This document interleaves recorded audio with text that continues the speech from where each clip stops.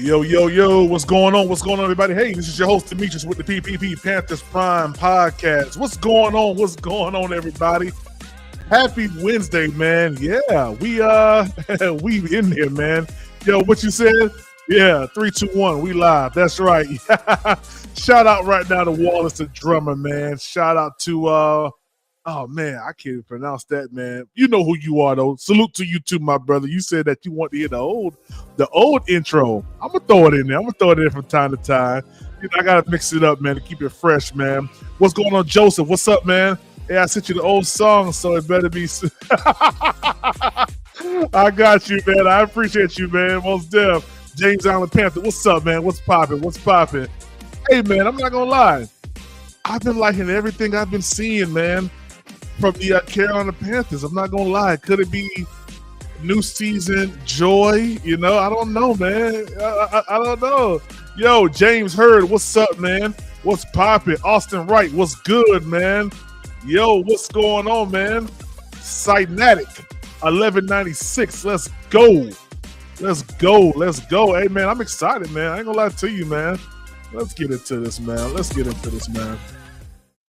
So what we're going to do is we're going to pull up the presses for today. We ain't going to watch all of them because I'm pretty sure everybody has watched the presses. Now, if you guys watched my video yesterday from the day one MiniCamp, I loved everything that Canales said. They laid it out. They laid down a foundation, which I think is key. That's key and instrumental in getting the Carolina Panthers from where they was last year to where they need to be at this year, all right? That's key. That's instrumental. And I'm going to drop the link here pretty soon. Also, guys, if you haven't done so and you want to become a member at Panthers Prime Podcast. I'm getting ready to throw that inside the link right now. I'm inside the chat right now. It's only $3.99 a month, man. That's it. Good content, man. I'm going to leave this one open for everybody to comment on.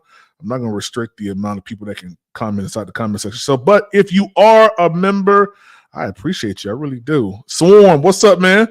What's up, man? What's Swarm say? What's Swarm talking about? What's Swarm say, man? Yo, what's going on, my good brother? PP Draft Day Eve. Yeah, it's finally here, man. Yeah, man. Zulu King, what's up, man? Zoe87, what's good? Happy Wednesday. Yeah, man. So, I just thought about that when Red said that last year, Draft Day Eve, I was actually doing a podcast. And I stuck to my guns. I said, you know, everybody was on the Bryce Young train, and rightfully so. You know, the media swayed everybody. And I'm just telling you guys where I was at last year. The media swayed everybody into, you know, grabbing, you know, Bryce Young. And I stuck to my guns all the way up until the last day, even up until the draft, you know. But I remember like it was yesterday, man. That's how in sync I was with what was going on with this team, man. Nick, what's up, Nick? What's up, Nick? So, yeah, I'm just thinking about that. That's crazy. But, all right, let's go. So, Canales told us that he was installing this new communication on what they call things yesterday, which I think is important, especially going into this new season. Calling things what it used to be called on other teams is not beneficial. Don't know if that was what was going on last year with Frank Wright. But I will say this, that there was a lot of communication errors. We saw that predominantly in the line of scrimmage when they was getting or huddling up, trying to get to the line of scrimmage. They would get there with literally like 7 seconds left on the clock. Like the most I seen was like 10 seconds. Normally, you have like about 15 seconds when you break the huddle to kind of see what's going on. You know what I mean? That's normally, you know, I would say that's at the highest that you'll have. You know, but we was coming in with 7 seconds left, trying to do pre-snap motions, trying to read the defense, trying to see what they're doing pre-snap or whatever, because, you know, defenses, they mask what they're doing. So it could be a cover 4 shell, but it's really a cover 2.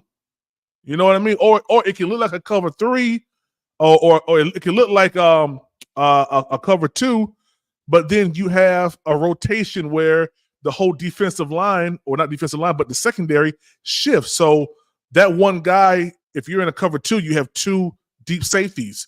Well, one of the deep safeties may rotate down, then you go into a single high safety with one of the safeties moving to the middle of the field.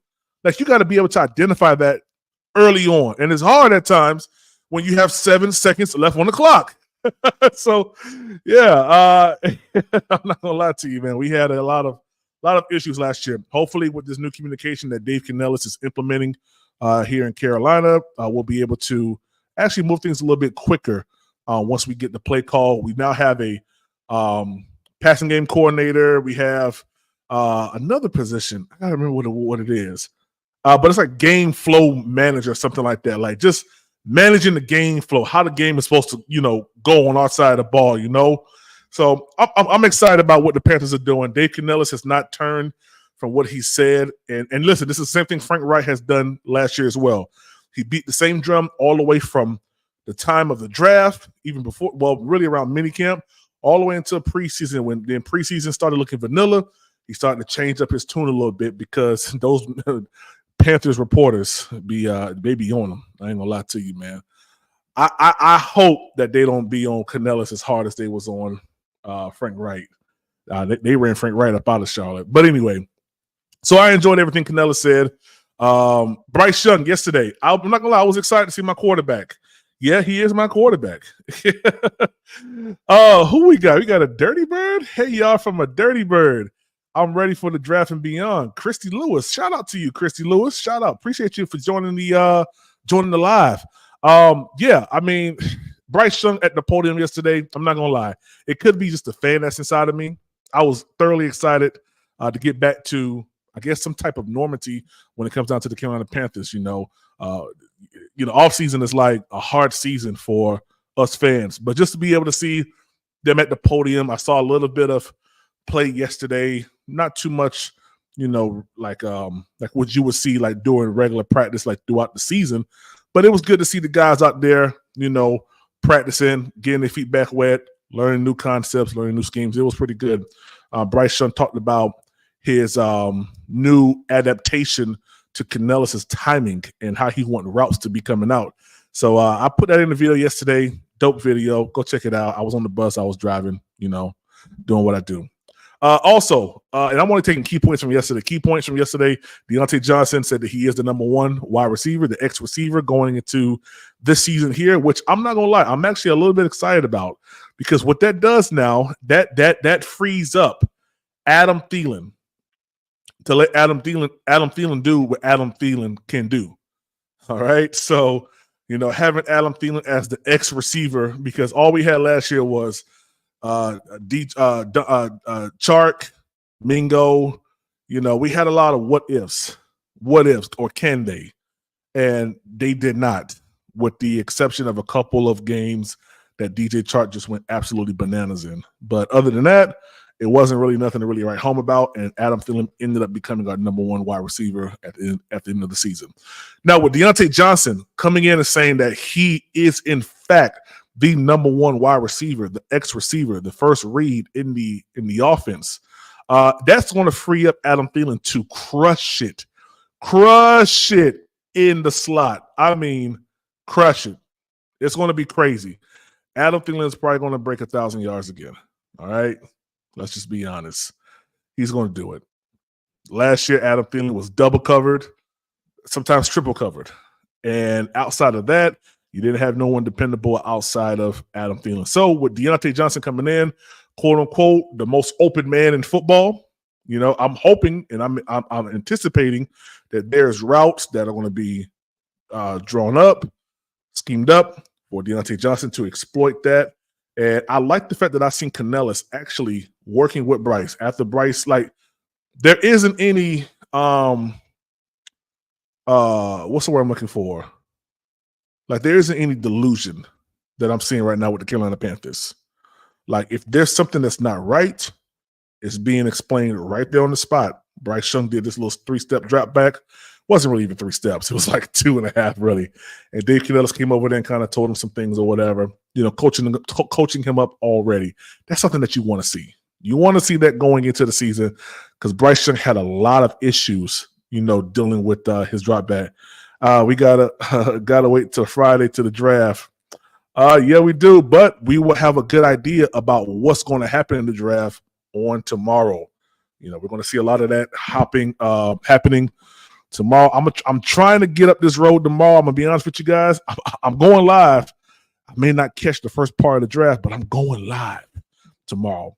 I got to get up to Virginia to take a group up to Connecticut and Massachusetts on Friday. So, yeah, I'm glad to see a lot of buzz around the NFC South. Outsiders do not need to discount us this year. Now, Chrissy, you're a Falcon fan? Hey, y'all from a Dirty Bird. You a Falcon fan, right? You saying that people don't need to discount the Falcons? I'm sorry, I'm having to discount the Falcons just because of Red Swarm in here too. Pete, we have a lot of what ifs. That's right, we do. This year too, for real. We hope Adam can contribute like last year. Hope bingo progress this year, progress this year. We hope Deontay Johnson does. He does the free up Adam Thielen. Same hope, new cast. Dang. Yeah, I mean, listen. You know, that's what happens, man. You know, we're going into a new season now. We're going into things that are, I guess you could say, a little bit of a blemish from last year, you know. But that's all you can do, man. All you can do is hope. And, you know, I know hope is the opposite of fear or doubt. So, you know, I'd rather hope that the Panthers can come up with something than to doubt that they can. Because if that's the case, why am I even a fan? You see what I'm saying? Like, it's enough podcasters out there that's talking about doubt, and I ain't gonna be one of them.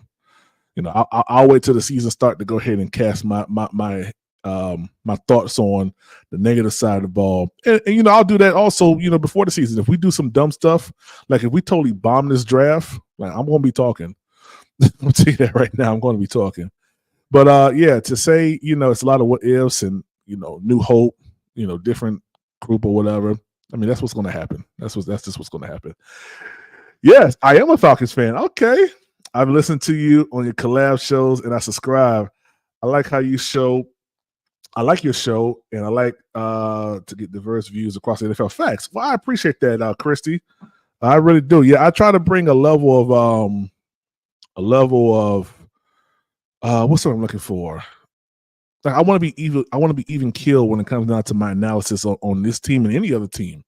Like I did the Falcons video last year. Do we have an answer for Bijan Robinson? Do we have, you know, something to stop Kyle Pitts, Drake London, you know, all these different guys before week one? And we didn't. For the most part, I want to say maybe like the first two drives, you know, just getting your feet wet. You know, we did pretty good on the defensive side with holding Bijan Robinson, but I mean the floodgates opened up real quick after that. So, you know, I got to check you guys out after the draft, man. I plan on doing a state of the team, like the state of the Carolina Panthers. I'm gonna do one for every single team. Like I'm gonna break down every single team. What's up, Chris? How you doing, man? I'm gonna break down every single team in the NFC South. And I'm going to talk about the strengths and the weaknesses. Strengths and the weaknesses of all four teams in the NFC South, because I think that gives you a better outlook on analyzing teams going forward. It may not be the flashy, you know, barbershop talk, you know, but hey, you know, this is what is needed when you're going into a new season to look at things the proper way. Like, you know, I don't know what the Bucks are doing right now. I don't know what – I kind of got an idea what the Falcons are doing just because of Red Swarm and, you know, Jew Talk Sports because we talked or whatever. But I don't know what the Saints are doing. So, you know, I'm going to take some time. I'm going to do like a state of the team type situation, addressing the team needs and everything like that, just to get an idea. So, also, guys, I have a lot of playlists on my YouTube page right now. Like the pressers and the different mini camps that we're doing right now. I also had the All 22. All these are different playlists inside Panthers Prime Podcast on YouTube. So feel free to like just navigate throughout the whole entire, you know, channel, man. Just look at you know, all the different playlists that we do have available. All right, cool. Let's see. G Block, what's up, man? P3, what's up, famo? Yeah, hey, man. I'm chilling, man. I'm chilling. You said, what's up, Swarm? That's what's up. All right, so let's go to today.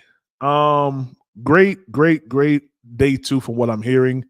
Let's play this video real quick. Bryce Young and his wide receivers doing a little bit of throw and catch. Or, yeah, throw and catch. Let's check it out. It looks like the Red Rangers have, like...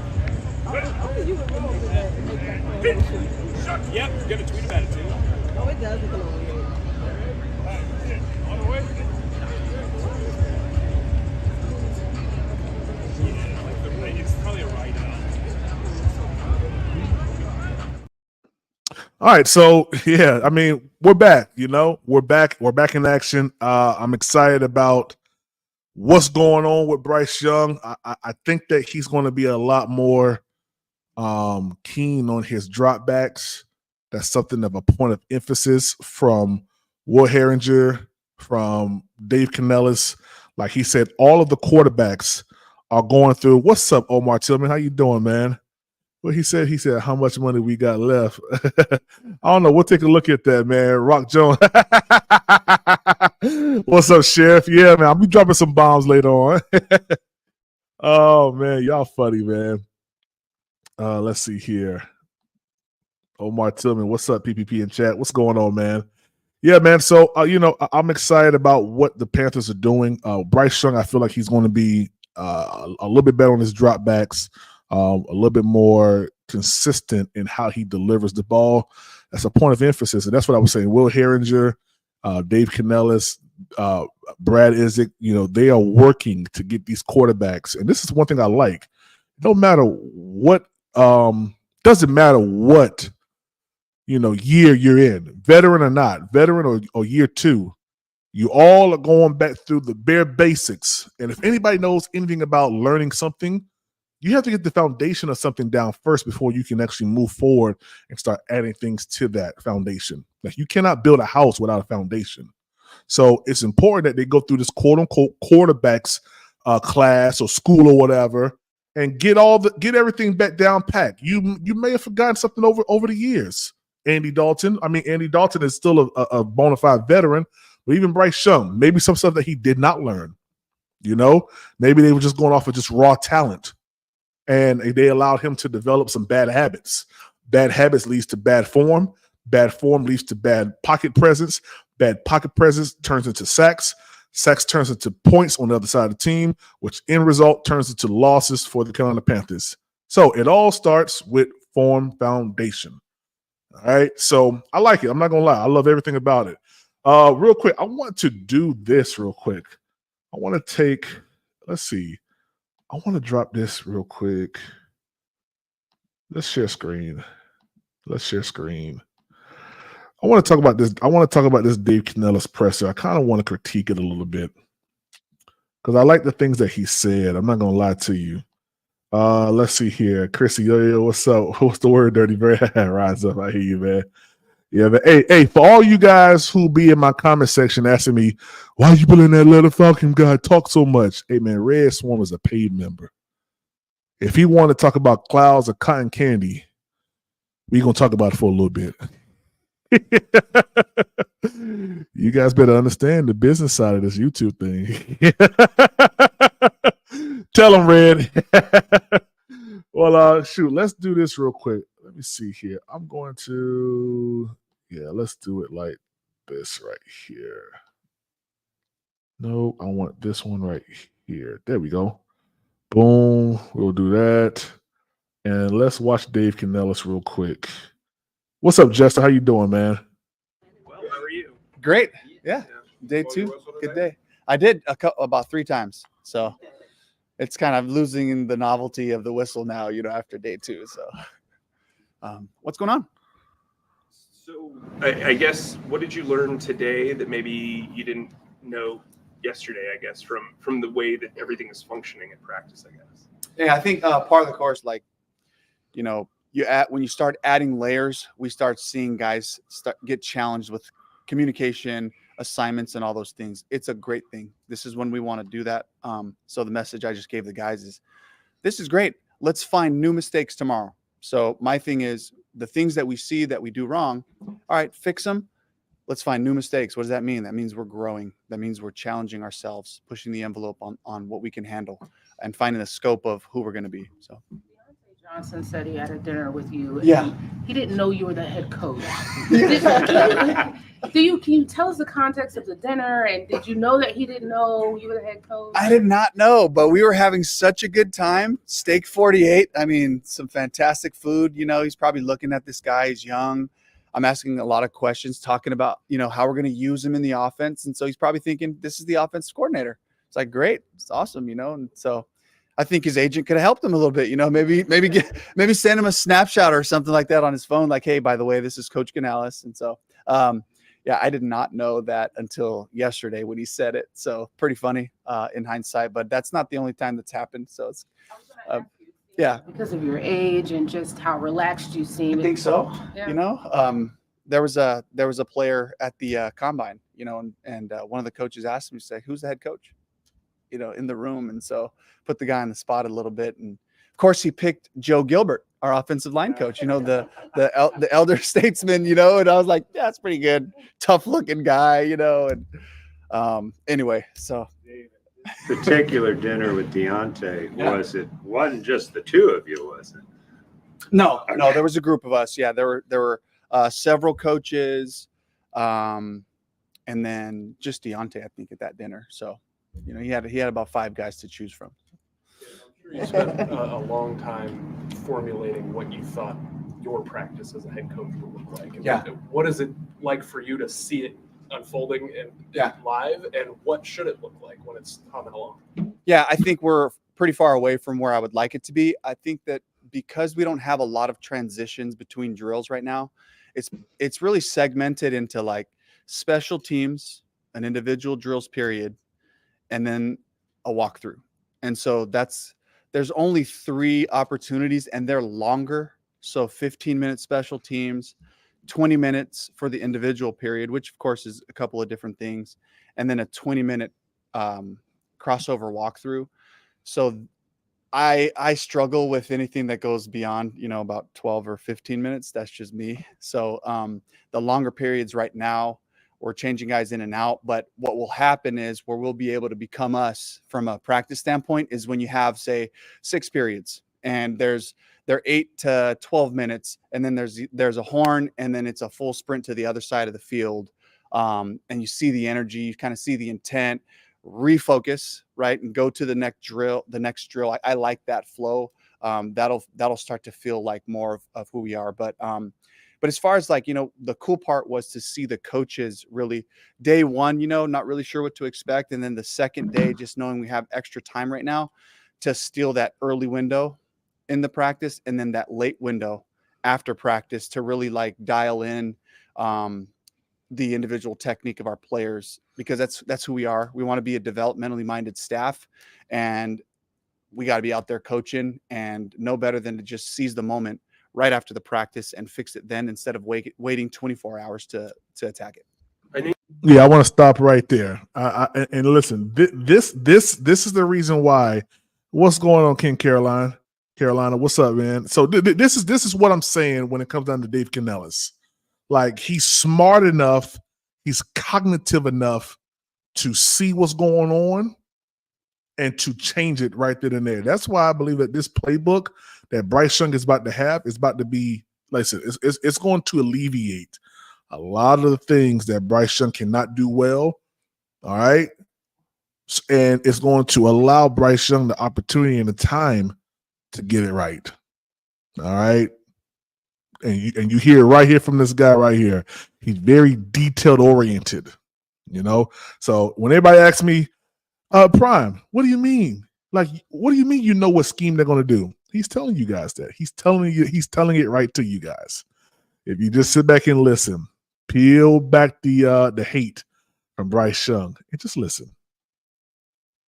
You said yesterday you didn't want to get into some of the absences, but when your kicker's not here, how do you efficiently kind of practice certain things that normally you would, I guess, if the kicker is? Yeah, we just don't do field goal block, but they'll talk about the scheme and all that. You mentioned some things that have been cool with the coaches. Yeah. What things have been intriguing for you for these past couple of days that have been, whether it's been coaches or players that you've experienced? I think that there's just a really awesome core of veteran players that are here and young guys that have been around.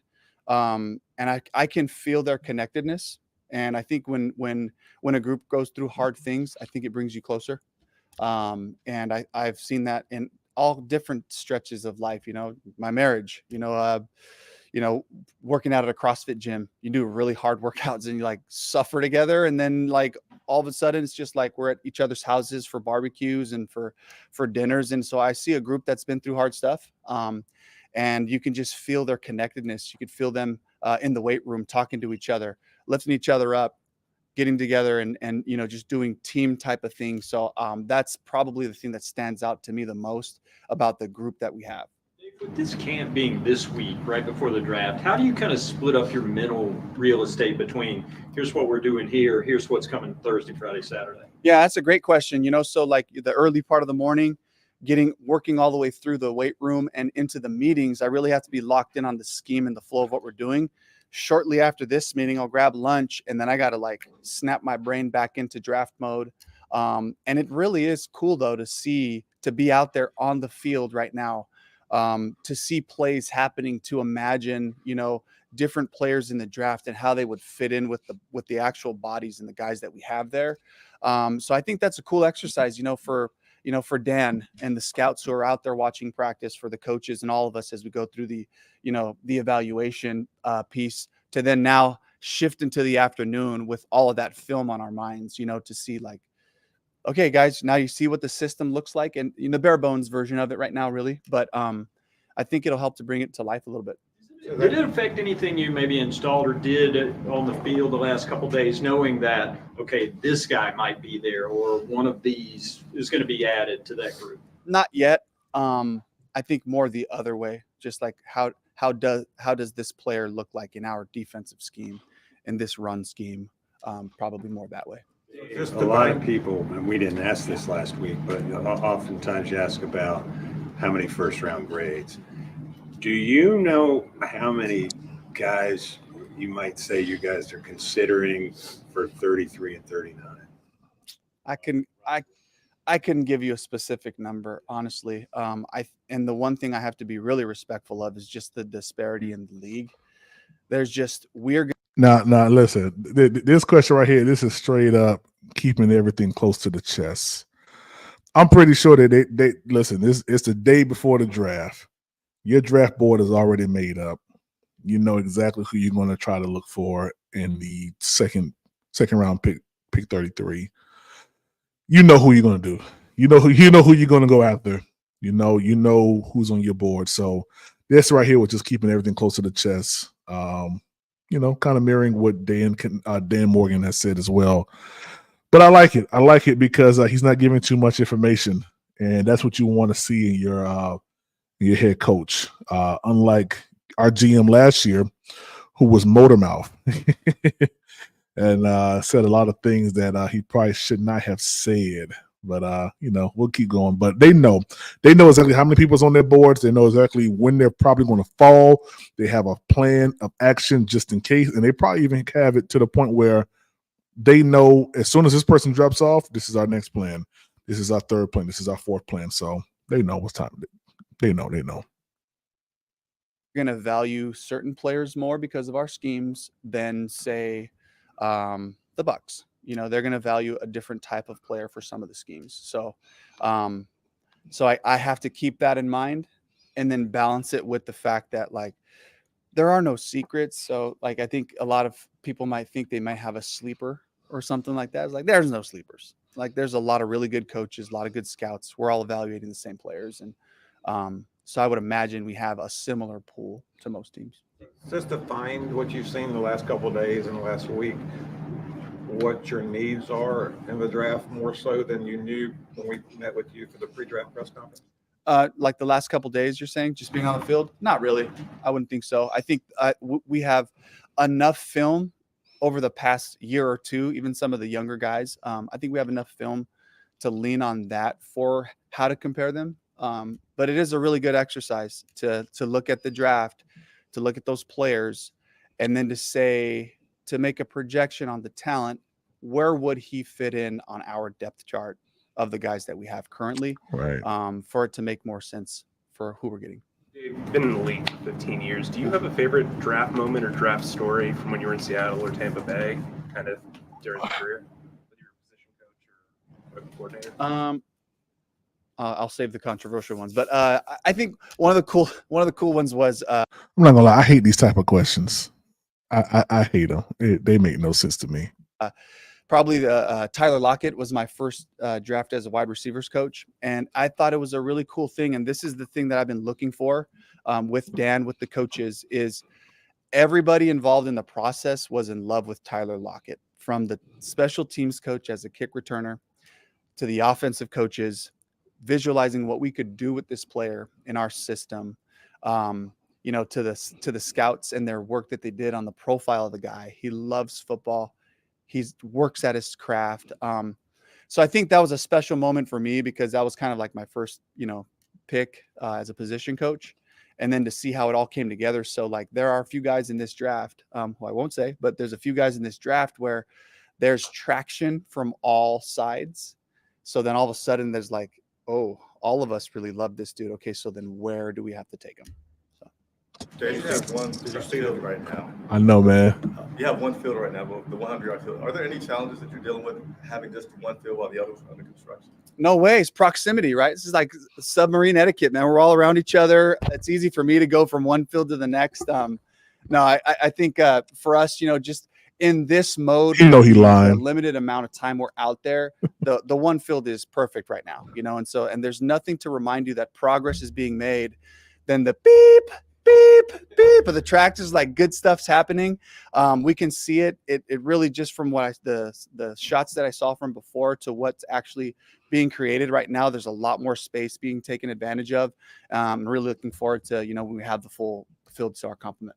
Recently, I saw the video of Leggett saying that he's met with you guys 4 or 5 times, and you guys have told him if he's there at 33, you're taking him. Yeah. Oh, yeah. That was, it was a great conversation. I definitely said that to him and about 50 other guys, man, so we take you at 33. It's actually a lead-in question.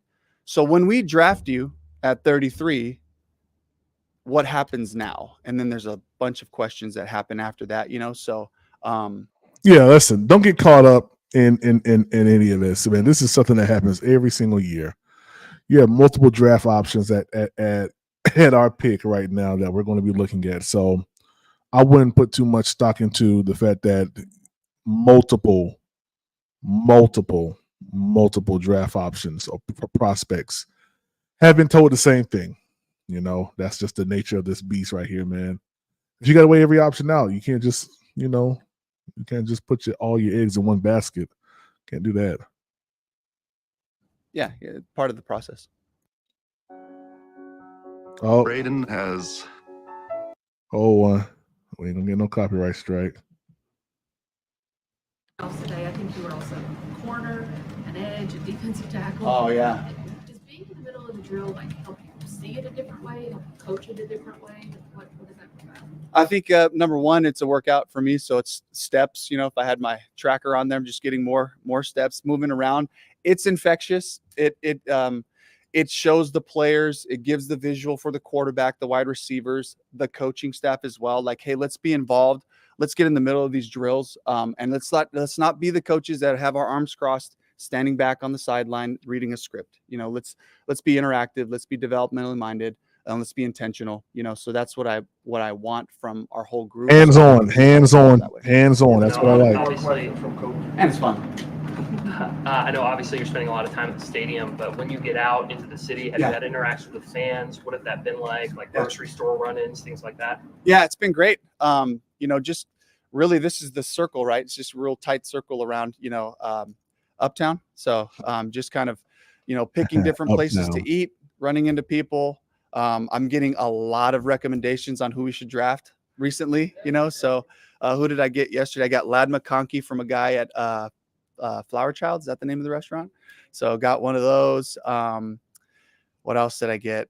I got a Chop Robinson 2 days ago. I got I get Leggett a lot. Is it Leggett or Leggett? Leggett. So I get him a lot. So just people are throwing names at me. Yo, he know what that really name is. And my response is always like, yeah, what a great player. Wouldn't that be cool? So it's been fun. You seem like a glass half full kind of guy. So have there been any moments these past 2 days where you can tell that energy and that positivity that you have is really effective in an encounter you have with the team? I don't know anything specifically, but I'm just going to look for, what have we been given today? What are the cards we're dealt with today? Like, let's make the most of it. Hopefully that part of our program and the way we talk to our guys is be a solution, find solutions, be a part of the solution instead of part of the complaint, or the problem. It's about our discipline of our language. All right, cool. That's basically the gist of his press conference. I liked everything that he said. The Panthers are going to this draft pretty confident in what they are doing. The great thing about this is they don't have to reach too much, and I think that's been a key of emphasis this offseason, making sure that you make the right personnel, options at free agency, so that when the draft comes, we don't have to reach, and us as Panther content creators don't have to go crazy trying to quote unquote fill certain holes that we have that are just like astronomically, tall. We're pretty good at defensive end, if you ask me. Could we stand and get one more? Quite possibly. Okay. Linebacker, maybe just one more. Wide receiver, we got someone that's on the actual practice squad, that didn't meet Frank Wright's, which I know ain't a tall scale, but didn't make Frank Wright's, scale last year. I mean, safety, we may have to look at that. I've been looking at that pretty tightly as well, and cornerback. So I think other than that, we got to pick up a center, and that's what we're going to watch next. We're going to watch Austin Corbett's presser. What anymore? Let's get into it right now. Austin, a little birdie told me that you were moving to center this year. I don't know. Guess we'll find out now. What is that process been like? It's been fine. I've been groomed to be a center my entire career. Kind of even starting back in college.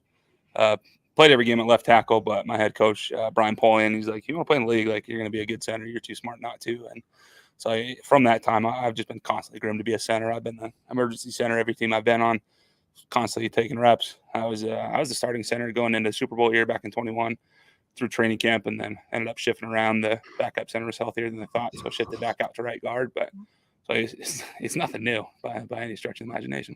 All right. That answer to me seems like when you're at a job interview and they're asking you what kind of qualities or what have you done in the past that can show us that you're qualified for the job. And listen, I get it, but if the Panthers do not make this one draft pick right here at center, which is either JPJ, Van Pran, or Zach Frazier, I'm not going to lie. I'm going to be pissed because I do not trust going into this year with Austin Corbett as my center. I don't care how many teams you was emergency backups for. You was not a center. You was not a center. You were emergency backup center, just like you said. So that's not your primary position. So I don't want him to be I don't want the Panthers to fall into that pit hole of being cheap. Just go out there and get you a center, man. Just go out there and get you one, man. And let's be good this year. People in the city telling him who to try. You heard that, right? Yeah, you hear that word? It's crazy, man. We're looking at our backup center. Exactly. And that's really what it should be. We're looking at our backup center, rotational piece, if that, and keep it pushing like that. Tyree Ross, what's up, man? What's going on? What's going on? Yeah, he will. I'm not wishing out no one. Big tight, you funny, yo. Yeah, I'll flip my whole room over live. We don't get that. Yo, son, listen. I swear, I'm fighting somebody, kid. I'm fighting. Man, we don't. If we don't get a center, kid, I swear. First dude I'm seeing, I'm decking you straight in your. Yo, it's over. I'm pissed. Son. Yeah, we got to get a center, man. We just got to. All right, let's keep going. But don't that sound like he's at an interview or whatever, man? Trying to interview for something, man. I mean, I don't trust him. I don't trust him. Has there been any rust that you've had to knock off? No, I've done it. Even when I was coming back last year, I was still working center. Just immediately come back and got to be ready at a moment's notice. physically coming off the injury? Is there any, I mean, obviously center to guard to center, is there any sort of like difference that you look for from a physicality standpoint? No, it's interior anytime. It's just as physical, right? But honestly, coming off the surgery, like kind of the perfect timing to make a position switch because, it's just like I'm starting over. So I just get to start over right in this and be in a more balanced stance. But at center, you ultimately end up playing right and left guard, depending on, where the slide's going, which direction you're moving. So I've played, my first season after the trade in LA. I was there for 8 or so games at left guard and then however many at right guard. So I've done both. I've done it all on the inside, and it's going to be just fine. You perhaps done more in the way of flexibility or yoga or anything like that than you might have not playing? Yo, when someone asks you, have you been doing yoga to get more flexibility, kid, you're not ready for this center position. I'm sorry, man. I'm sorry. You're just not ready for it, Corbett. No, man. No. This is not a good idea for you. This is a recipe for disaster, man. Center. No, I do it regardless. I enjoy the science behind taking care of the body, and through this whole time, I since LA, I was going to Pilates out there, and back here with ACL rehab and getting back into this, I go to Pilates a couple times a week here still, and just be able to engage your core and the hip strength with some internal, external rotation and stuff that you got to have on the line to move laterally and change the direction. It's something that's been a huge part and definitely got me feeling really good. The change doesn't seem like a big deal to you at all. No. Okay. I mean, are you genuinely excited about the switch? Yeah, it's everywhere I've been. Everybody on the line will tell you I talk too much as a guard, so it's naturally just to kick me in there and have control anyway. So it was inevitable at some point in my career. Every offensive line coach told me, is like, you're going to play center at one point. Like this is what you're made to do, and so. It was just at some point. And nah, we ain't doing that. 2024, it's finally happening. How did the discussion go when they told you that we're going to move you to that position? Yeah, so their whole thing was, you were finding the best five and having the tackles, Icky and Taylor, and then being able to sign D-Lou and Robert. Like, they're two massive bodies, and so be able to get that and really just firm up the inside and really just establish that pocket for Bryce. And it's really a no-brainer. I understand that this is a business, things happen, and but somebody has to be asked to move at some point, and so that's what it is. But I love this place. I'm very happy to do it, and I'm excited to do it. All right, cool. That's all we're gonna watch from Corbett. I hear what he's saying. I don't trust it. I think it'll be a bad investment for us not to go forward with drafting a center. Corbett is a great rotational piece, in my opinion, when healthy. But to sit there and throw him right at center, now, if our center, I don't want to speak that, but in the event that our center that we do draft goes down, it would be probably beneficial for Corbett to come through and, be that guy who's going to come in and, make some things happen or whatever and shore up that center position. So I do see him as the backup, like someone said earlier. He's definitely going to be the backup center for the Carolina Panthers.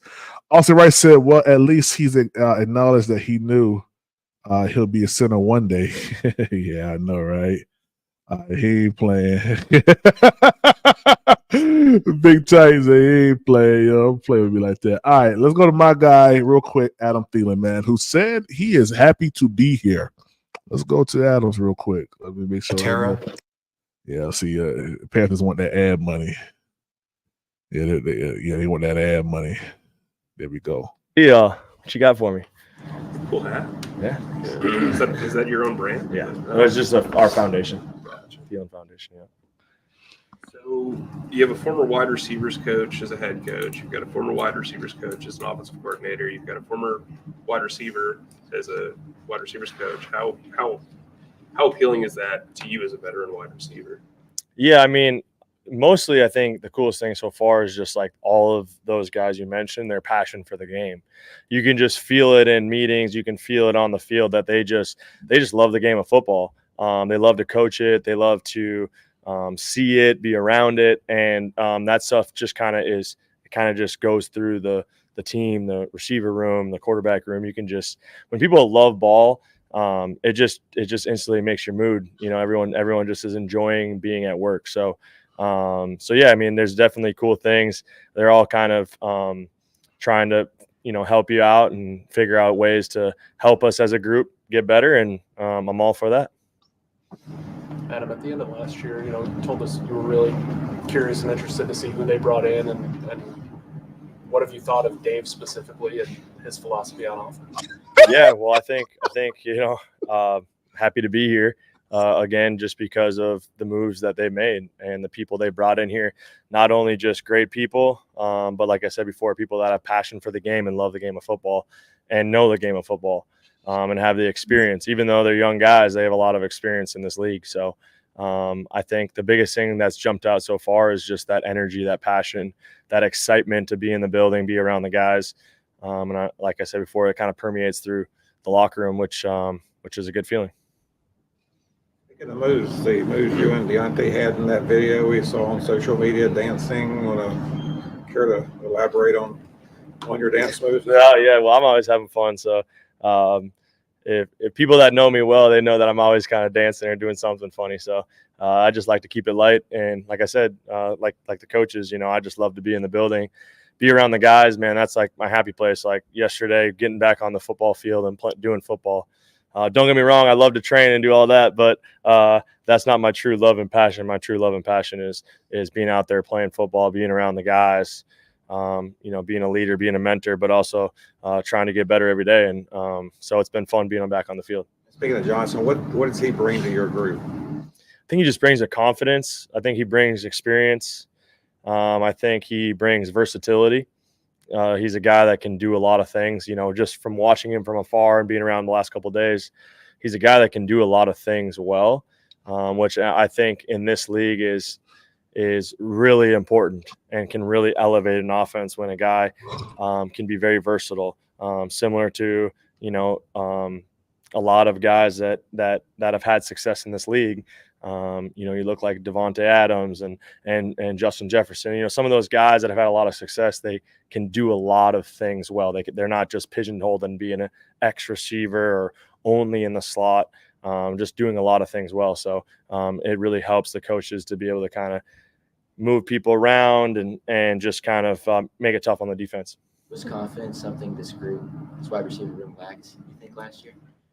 Yeah, I think it's just that swagger, that confidence, that. Oh man, did y'all hear the question? Let me go back real quick. Did y'all hear the question, man? Let me see. Right here. Listen to the question. Man. This wide receiver room lacked, you think, last year? Was confidence something this group, this wide receiver room lacked, you think, last year? Yeah, I think it's just that swagger, that confidence, that I call it that dog mentality. Yeah, I mean, I think that's what every group is looking for, right? The more guys you can have with that mentality, obviously bust their tail, work hard, but have that, get in between those lines and you're a different player. The more guys you can have, I think the better your group is going to be. He basically said that the team last year sucked. Wide receiver core was trash. That's basically what he said. I'm gonna be honest with you. DJ Chark, did DJ Chark get over there to the LA Chargers? Oh, I know he went to go talk to him or whatever, but I don't know if he was actually, if he got signed. But yeah, man, just last year, Mingo, TMJ didn't play like that. You try to get a Smith Marset in there late. Mike Strong, which I like Mike Strong. I'm not gonna lie to you. I like him a lot. I think he'll be instrumental along with what's his name? Steven Sullivan. Two big men that can come and play on the perimeter, on those 50-50 balls, along with TMJ. So I know we got a lot of wide receivers right now. Some of them may be reduced down to practice squad, but we got some players right now with Deontay Johnson coming in, freeing up Adam Thielen. I do believe that whoever comes in as a wide receiver it's probably going to be a big man. It's probably going to be a big man. And that's what I'm thinking. So that's your Leggett, that's your Coleman, that's those guys. That's why I'm leaning more towards like that right there than I am a Malachi Corley. Even though I like Malachi Corley, I don't think that he fits what the Panthers are doing because how tall is Deontay Johnson? Let me see here. Deontay Johnson height. I think he's a shorter guy. Deontay Johnson height. Oh, I'm texting somebody that. Golly. I'm texting somebody that. They probably like, why you text me Deontay Johnson height? Deontay Johnson height. Yeah, he's 5'10". So why would we bring in another 5'10" guy and Malachi Corley? You know, it just doesn't make any sense to me. Nick, what's up, Nick? Yo, what's happening, Prime? Nothing much, man. You doing all right? Yes, sir. Putting the paint All where right. it ain't, doggy. Putting the paint where it ain't, man. Yeah. Yeah. Yes, sir. Yeah, man. Yeah, Quan. He's 5'10". So it's like, you know, why would we bring in Nick? Nick, that's to your point, Nick. I don't think we bring in a Malachi Corley, man. Yeah, you know, so I saw an interesting post on Twitter from like a random Panthers fan that said, you know, Adam Thielen dominating underneath routes, Deontay Johnson being the intermediate guy, and then adding a Leggett or a Troy Franklin to be the guy that takes off the top of the defense. But you know, thinking about the scheme and stuff and like what Dave Canales does want a bigger guy down the field. We lose Nick. Nick, I think we lost you, man. Yeah, we're gonna go back. Mold in that 33 pick are Leggett. You hear me? I can hear you now. I miss everything you said before that, though. No, I was gonna. I can hear you now. Good though. All right, good. All right. So, yeah, I can hear you good. Yeah, as far as 33 right now, the only guys who fit the mold that Canales would want, a big body guy who wins, you know, down the field, are Leggett, Keon Coleman, and probably Troy Franklin. But Troy Franklin's smaller. I think Canales wants like a bigger body dude. You know what I mean? So Leggett, yeah, so he's Troy Franklin is 6'3", 187. Then you have he's wiry. Yeah, he's real wiry. Yeah. You got Keon Coleman, 6'4", 216. But you know, right, Prime, like a guy like Troy Franklin, he's 6'3", 187. He ain't gonna be no 187 after some NFL workouts. He won't be. He won't be. He might be closer to 200 when the season starts. That's a big body receiver, 6'3", 200. It's a fact. So. That's a fact. That's a fact, man.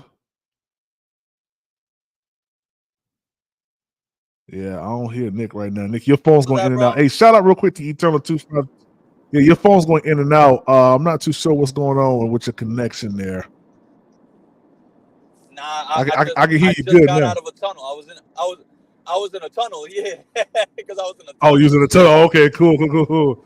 Yeah. Shout out to Eternal 252, man. Said Jeremiah Byrne or Ray Davis plus F the Falcons. Hey, man, you better be careful, man. We got a couple Falcons fans in here, man. They gang up on you, man, in the super chat. Gang up on them in the super chat. You heard that rumor about the Falcons? How they might get deducted a second-round pick, and them in Minnesota might swap first rounders? Yeah. But they said they're not going to make that type of move until next year, though, 2025. Okay. Yeah. So that's a 2025 situation, but you know, we'll see. Let's get back to this. Let's get back to Adam Thielen real quick. I want to hear what else he got to say real quick. Staff and a lot of new faces on the team. How would you describe the vibes these last couple of days? Well, if you want to be honest with you, this time of year is always good vibes because there's no stress, there's no wins, there's no losses. You're meeting people. It's always good vibes. It doesn't matter who the coaching staff is. It doesn't matter who the players are. We got to focus on getting better every single day and carrying that on into the season. I think what they're doing right now is setting that up. You know, why the energy, the passion that they bring in every single day that will permeate through the locker room, that we can bring in energy and effort. And just continuing to do that and bring that into a season that's a stressful game. Let's be honest, right? When you start wins and losses and all that, it's a stressful game. So that's when the true colors show. but you got to work on those things now, and it's all part of the process. So it's been a great start. Vibes are good, and let's keep it going. When you sat back and kind of reviewed the season on your own, was there something that you wanted to be better at this year? And if so, how did you work on that? Right now, a child is Yards being after the catch. Yeah, Yak, definitely Yak, I'll yo. answer that for him. Yards after the catch. Yards after the catch, that's a fact, man. Well, yo, he's gonna probably get that, man, because they're gonna put him in the slot. He gonna get some Yak this year for real, for real. He's gonna get he's that. gonna play more slot. Yeah, he's definitely gonna play more slot this year. Yeah. I mean, I think right after the season's over, I kind of take a week to just kind of decompress, kind of just focus on my family and get away a little bit. And then I get right back into, okay, what do I need to work on? What do I need to get better at? I think now where I'm at in my career, I need to make sure that I can be at my peak level throughout the entire season, that I can run my fastest numbers and hit those measurements through the entire season and not have dips through the season and things like that. You're going to have that. But so that was kind of my focus is recovery, getting strong again. And then now is my focus is the football stuff. Okay. I need to get better at this route or that route or being more versatile and being able to take the top off the defense, but also do the intermediate stuff. So I'm always trying to get more versatile. Because I think it's so important. I think it helps the coach. It makes it easier on the coaches and your teammates. Are there any guys who in the league had success as older receivers that you had sort of studied and or consulted with? Yeah, I mean, you look at a guy like Larry Fitzgerald who had success for a long time. Minnesota guy. I've gotten to know him really well. So I've always picked his brain over the years. Get to spend some time with him, playing some golf with him and things, and get to pick his brain. You know, he's always very good about answering the phone if I call, even if it's a random phone call, just to pick his brain about certain things. Obviously, you look at a guy like Jerry Rice. Obviously, grew up loving the way that he played the game and played the game for a long time. And so, I look at kind of the things he did late in his career. And what he was able to do when no one thought he could do it. So for me, it's still just focus on every single day and the process and then letting the rest kind of play itself out. Whoa. Shout out Eternal 252. Hey, he took you up on that offer, Christy. Christy said you have to cash up at least or super chat at least $20 for me to feel like you don't like the Falcons. Rise up. Eternal 252 said, I got you, baby. Yo, appreciate that super chat, man. Appreciate that. Let's get back into the content, man. Coach mentioned having conversations with individual players about learning about their self-awareness. And what's that say about him? And have you had that conversation and what that was like? Yeah, I think he's very intentional with everything he does. I think he's very intentional with every conversation. With where he places himself in the building at certain times of the day. I think he's just very intentional. And yeah, I have had some great conversations, dating back to when he first got hired and things like that. So, I think it's been a very open dialogue, back and forth, say, hey, what do you need from me? And vice versa. So, I think it's just great to have great communication from the top down. And again, it's an ongoing process because it can't just start here and stop here. It's got to continue on. And, I think that's kind of the things that they're putting in place to make sure that we do that. All right, Nick, I'm going to stop right there with Adam Thielen. Then we'll go to Chuba Hubbard. Now, I like everything that he said. I'm not going to lie to you, man. And for me, Adam Thielen is that guy. He's level-headed. He said he wants to be here in Carolina, man. Yeah. He's a pro's pro. He's a pro. He is an absolute professional. You know what I mean? When you think professional, he's a consummate professional. Yeah, he's a professional, Absolutely. man. Absolutely. Yeah, absolutely, man. And I think this is going to be. He's almost like the grounder. You know what I mean? He grounds everybody, gets everybody back to a level playing field to really focus on what we need to focus on. That's winning games. Bump the old stuff. Like that old stuff from last year, it's over with, man. It's over with. Yeah. Yo, I wanted to say one thing in regards to the receiving core, Prime. Talk to me. Everyone's saying how we got to draft a wide receiver in the second round this year, but we drafted one last year. We He turned did. into a project player. One, Facts. why would you want to do that right away when you picked up a guy like Deontay Johnson? If we drafted a wide receiver early, that means to me we're giving up on Mingo right away, in my opinion. Yeah. I think so. Thielen under contract for 2 more years, so he playing. You got to think, unless Deontay, God forbid, suffers like an early season-ending injury. If Deontay plays the season, trust me, Panther fans, we're gonna love him. He's gonna get a contract with us probably. I could definitely see Deontay Johnson having a solid year and us giving him a contract extension. Right. I mean, so let me ask you a question. Do you think that Mingo is a bust? It's too early. It's like it's too early to say for Bryce. It's still too early. That's what I think about the league now, Prime. The league became such a microwave league, dog. Like back in the day when I was younger, it was like when a rookie was drafted, it's like you got to give him 2-3 years to know what you have. Now it's like after 4 or 5 games, they jump on people. Oh, he trash. He this, he that. Like, yo, come on now. Like, just because he's not a just. Dang. Nick with that Boost mobile flip.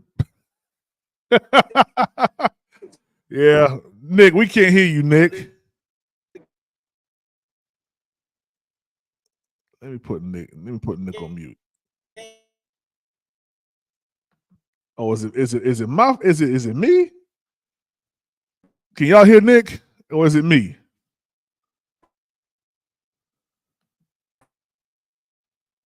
That could be me, man. Can y'all hear Nick?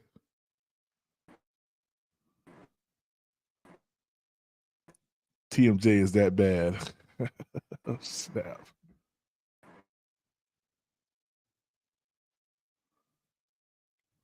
Y'all don't hear Nick. Okay. I thought it was me, man.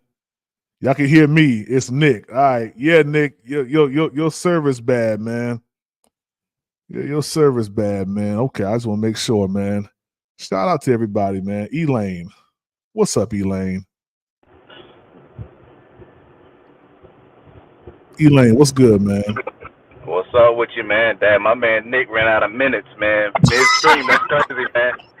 Get those prepaid minutes up, man. Yeah. Nick.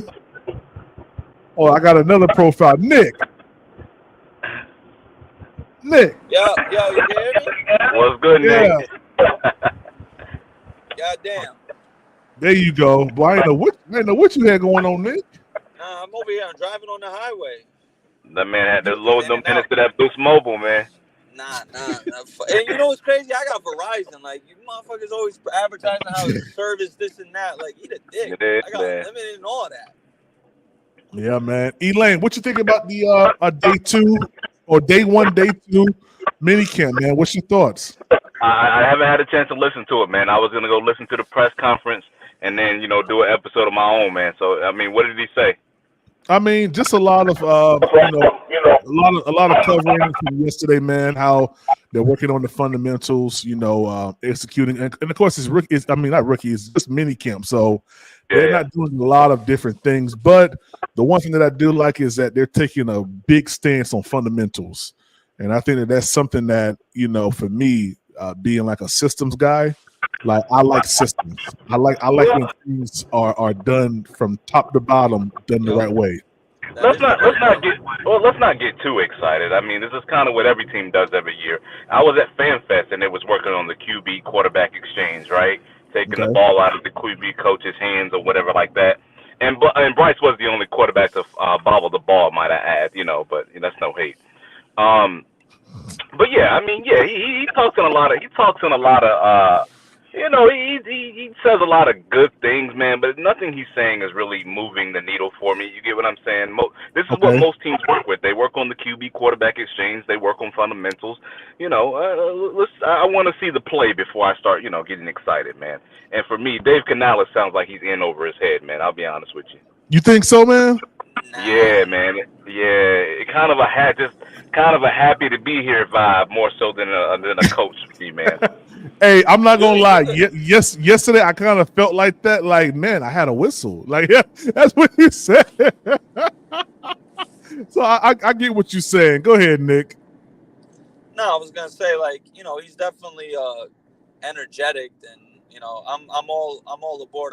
I've been saying for a while the NFL is a young coach league now, so I mean, there's no doubt in my mind that he will have a positive impact on Bryce. But like Elaine did say, my question is, how is he a leader of men? You know what I mean? That's a different ball game. Now, like you could be a good influence on a quarterback or one or two or three players, but what about the whole squad now? That's a whole different animal. I pointed this out on my show, man. Dave Canales said he had got some notes on Bryce, and he asked Bryce to go and work on something and tell me what you think you need to work on when you come back, right? I think that's right. And Bryce basically said something about tightening up his stance or whatever. I guess driving more power on the ball or whatever like that. And Dave Canales said those were his notes, right? Like Bryce is a dude. He's very self-aware. That you can't take that away from him, right? It's about execution at this point, man. Like I don't want to hear about the whole we're getting back to the fundamentals. We're gonna get guys to execute. No. Let's just see it at this point, man. It's all talk for me.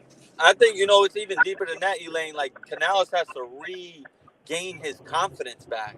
Like you know what I mean? Like he had such a bad year last year. It's like his confidence could have been shot, and you have to do your best for your QB to regain that confidence. Like you know what I mean? To remind him, hey, you were the number 1 overall pick for a reason. Blah blah blah. Accomplishments. But Nick, accomplishments brings confidence, man. There's nothing you can say to Bryce.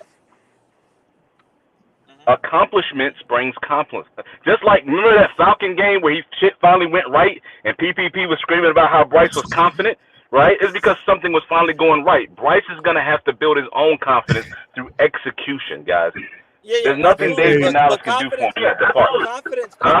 Confidence comes in a lot of different ways for a quarterback, right? Like a quarterback can get confident. You complete 4 or 5 passes in a row. Now, boom, you're you know what I mean? You're feeling yourself. We're talking the same thing. Like in Atlanta. Yeah, what's up, bro? Hey, Eternal 252 told me to do this, man. He said, "Do this real quick." So I'm sorry. What we doing, man? He said, "Is that the enemy of optimism out here?" He talking about you, man. Look, man. He said, "I'm the enemy." Is that the enemy of optimism? What's up, Eternal 252, man? How you doing, brother? Listen. This is the bullshit I heard last year, man. Oh, Bryce Young looked good out there, man. Out wherever the fuck he was throwing his shorts at, right? It's about execution at this point, man. I don't want to nobody's guard. Let's actually have him cute now, man. Dave Canales is, he's talking he's talking all that feel good shit and what you're supposed to. Oh, we're gonna run the ball and get the ball out of his hands quickly. That's what Frank Wright was talking about, man. But let me chill. I don't want to be the killer of optimism. Were y'all on a positive vibe before I got on? Nah, man. Hey, we want to just talk it out vibe. Nah, man. We just talking it out, man. But I feel you. I feel you on that. Regardless of what Elaine's saying, it's all still to be determined, man. It's all still to TBD. Facts. Nick, it's the book has already been written, sir. Now, but to Nick's point though, PPP, I always joke about the whole thing where you was talking about Bryce was confident or whatever like that, right? But Nick had a good point with that, right? Dave Canales, if he's going to win Bryce back or get Bryce out of the slump or whatever, or get Bryce some confidence, he's going to have to get Bryce some easy wins. I mean, like, as far as completion, whatever it is, like some early success, right? I don't literally mean like wins, but just success on the field, man. And maybe, that confident version of Bryce can turn into a playmaker. You got to start with small goals, right? Like try going the first month of football with at least a 60% completion, 65% completion percentage, something like that. Small little goals to achieve. That's Bryce, man. Like, oh boy, hold on. Depends on the type of player. Hold on, Aaron Nick. Rodgers, Hold on, Nick. Rodgers, one of those Hold on, Nick. Hold on, Let Nick. me bring him Be good. on. Let me bring him on real quick, man. Oh boy, be good. It's about to heat up. Yeah, my man. it's about to heat up, man. Be good. It's about to heat up. Oh What's boy. going on, people? What's up, B? What's up, homie? I ain't gonna lie. I thought I was Real gonna quick, die this last few days before my man versus Be Good I was go. sick as hell. Yeah, hey, Be Good. Hey, man, before you go, man, if y'all go look on the Panthers press conference, all I said on that comment section was draft a quarterback. They went in on my ass in that comment section, man.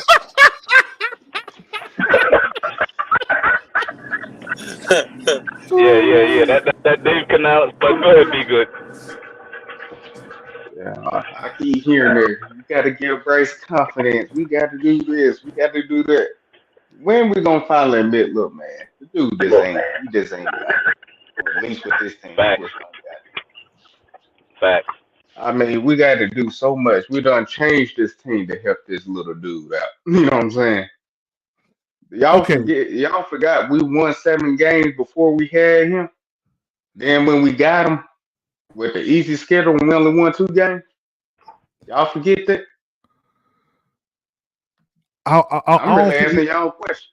I mean, I'm gonna be honest with you, man. You know, I look at the whole totality of the whole season, though. Be good. You know, that's, you know, that you know, me and you talking about that, but I get what you're saying, and I do agree with this. I do think that the Panthers need to bring in some type of competition for Bryce Young, because last year he was just given the key to Charlotte, like he didn't earn that thing. Yeah, he didn't earn it. Hey, real quick, Brandon Sampson said, "What's up, PPP? Ready for this draft and to see what we do? Do you think we package into the first round or stay put?" I think the Panthers are probably going to stay put. I don't think they're going to package the 33rd, but they might trade that 65th or that 39. One of those may be advantageous for another team. I think we're playing because listen, we control a lot of rounds. Like we're at the top of a lot of rounds, so you know teams are going to be chomping at the bit to try to get up to that spot to get their player. So that can bode well for us to try to go ahead and grab, you know, more draft picks. So that's what I'm thinking. Be good. What you think, man? I mean, I don't care what they do because right now I don't like Dan Morgan, but I still think he in a kind of a bad situation right now.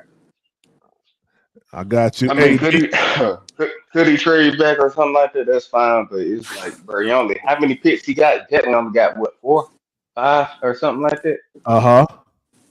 Yeah. So I mean, he ain't really put in the best scenario because he's gonna have to at least try to find at least 2 suitable starters. And like I said, after the first round, that's very hard to do. You know what I'm saying? We gotta start with hitting on both 33 and 39, whether if it's receiver and D lineman or receiver and corner or corner and whatever. We just gotta hit on both those picks. I know, but that's harder said than done. I mean, that's easier said than done. You're right. You're definitely right about that, bro. So that's why I'm saying he's put in an unfair, situation. I don't like Dan Morgan, but I call a spade a spade. Like, I don't think we can really trust his draft process till not this year, but the next following year.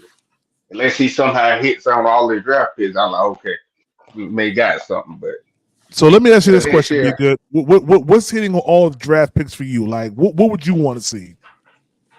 Okay, let's just say, what was that one?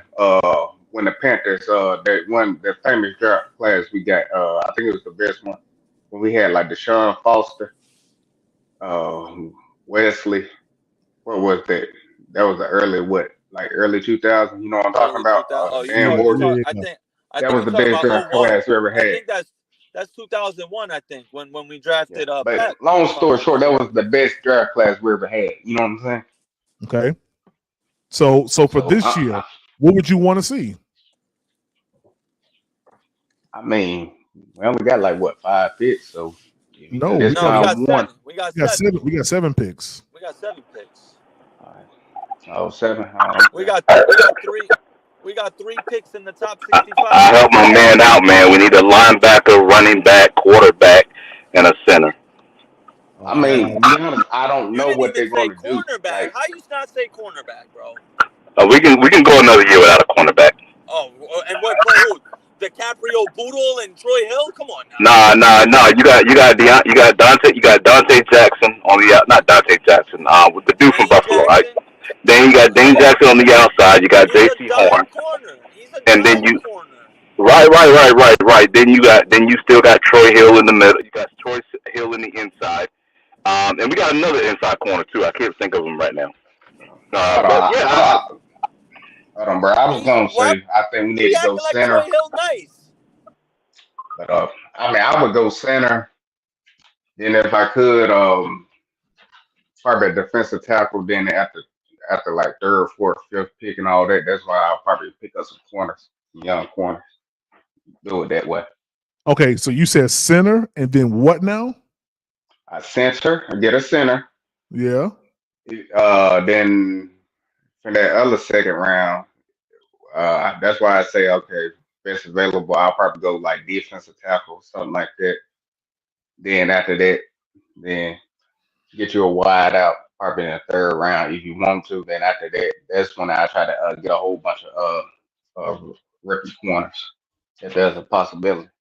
Okay, so you said center, then defensive tackle. So that means you don't have faith in Ashawn Robinson, Nick Thurman, Derrick Brown.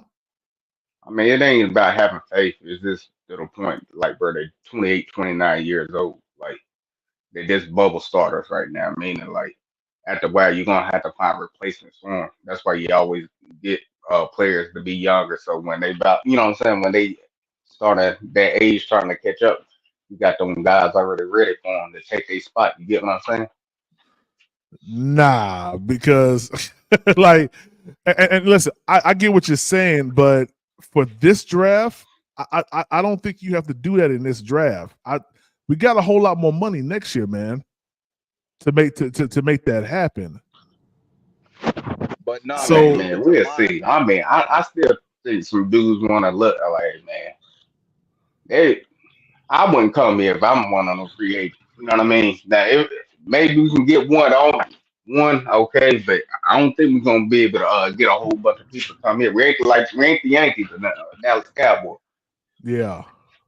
So I mean, that whole money thing, I don't think that's gonna work. Not with the type of owner we got right now. Yeah. Go ahead, Elaine. Yeah. I mean, I agree with him, man. Like, the whole thing with the, defensive line, man, you rotate those guys, man. So you can never have too many of them, right? And the thing Okay. is, man, this whole thing, like, as fans, what we want to do is say, corner. So here I am in the second round. Which the best corners available, and let me draft that guy and hope he's good enough to fulfill that role as a starter in this spot, just because I need this particular position. You don't win like that, man. You win by giving the other team something to worry about on Sunday. What is the identity of the Carolina Panthers right now? What do we do well? Nothing right now. Because for years we lose well. Right. But for years, when you came to Carolina, you were gonna get ran over, and you were gonna have a hellified pass rush, and you were gonna play one of the best linebacking groups in the damn league. So we have to build a strength through this draft, man.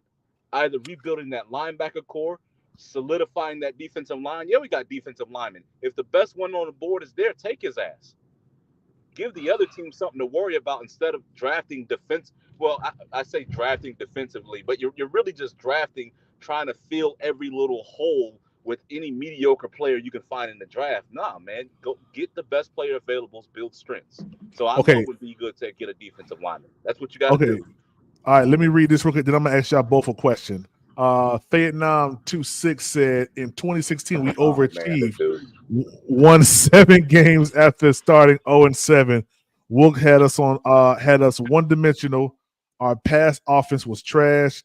That's why everyone wanted a quarterback. All right, that's what he said to you guys. It's an identity, P. He ran the hell out of the ball.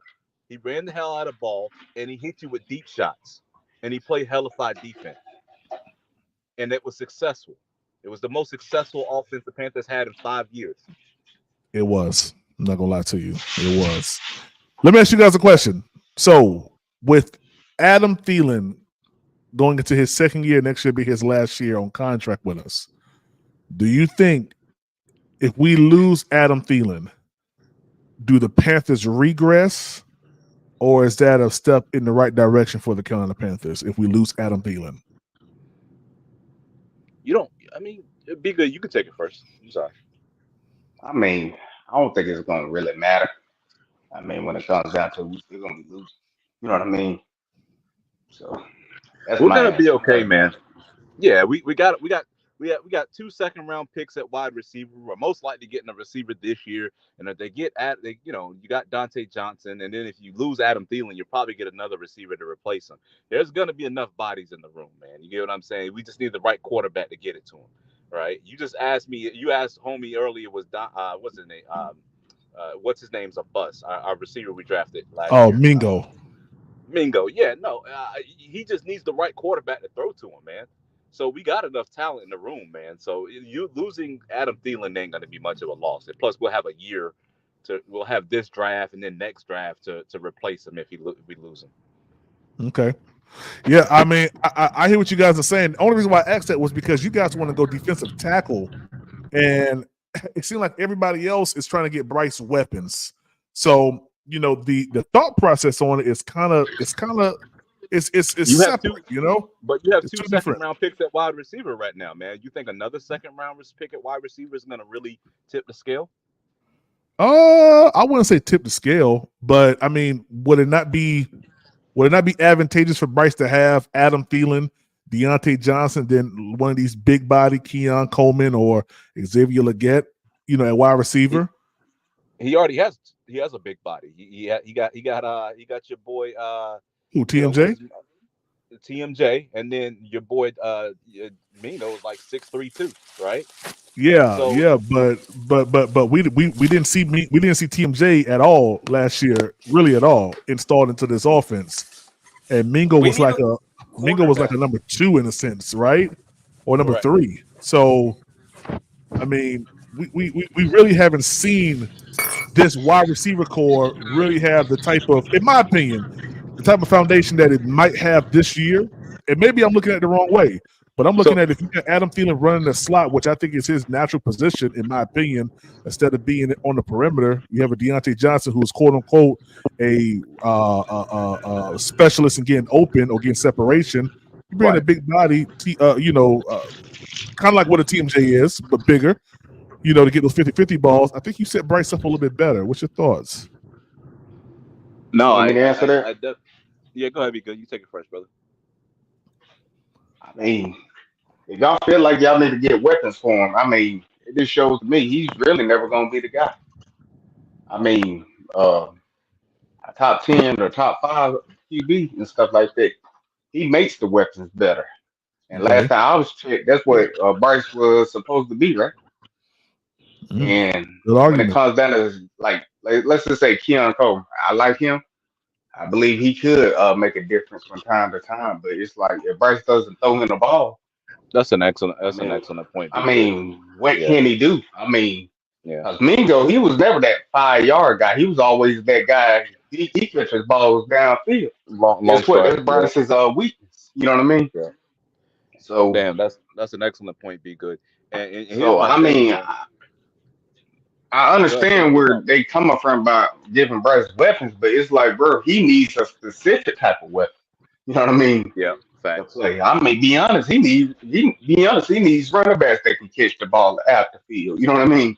Yeah, and stuff like that. That's actually what Chuba Hubbard brought up today, that he'll, whatever he has to do, and I ain't gonna mess it up for Elaine. He said he's gonna watch it today, but that's something that Chuba Hubbard brought up in his press conference today about being, whatever the Panthers need him to be, whether it's catching the ball out the backfield more, blocking, whatever. He just wants to do it to get his team, rolling. But he can't catch PPP. And breaking news, T Higgins just requested a trade too. Just came across my screen.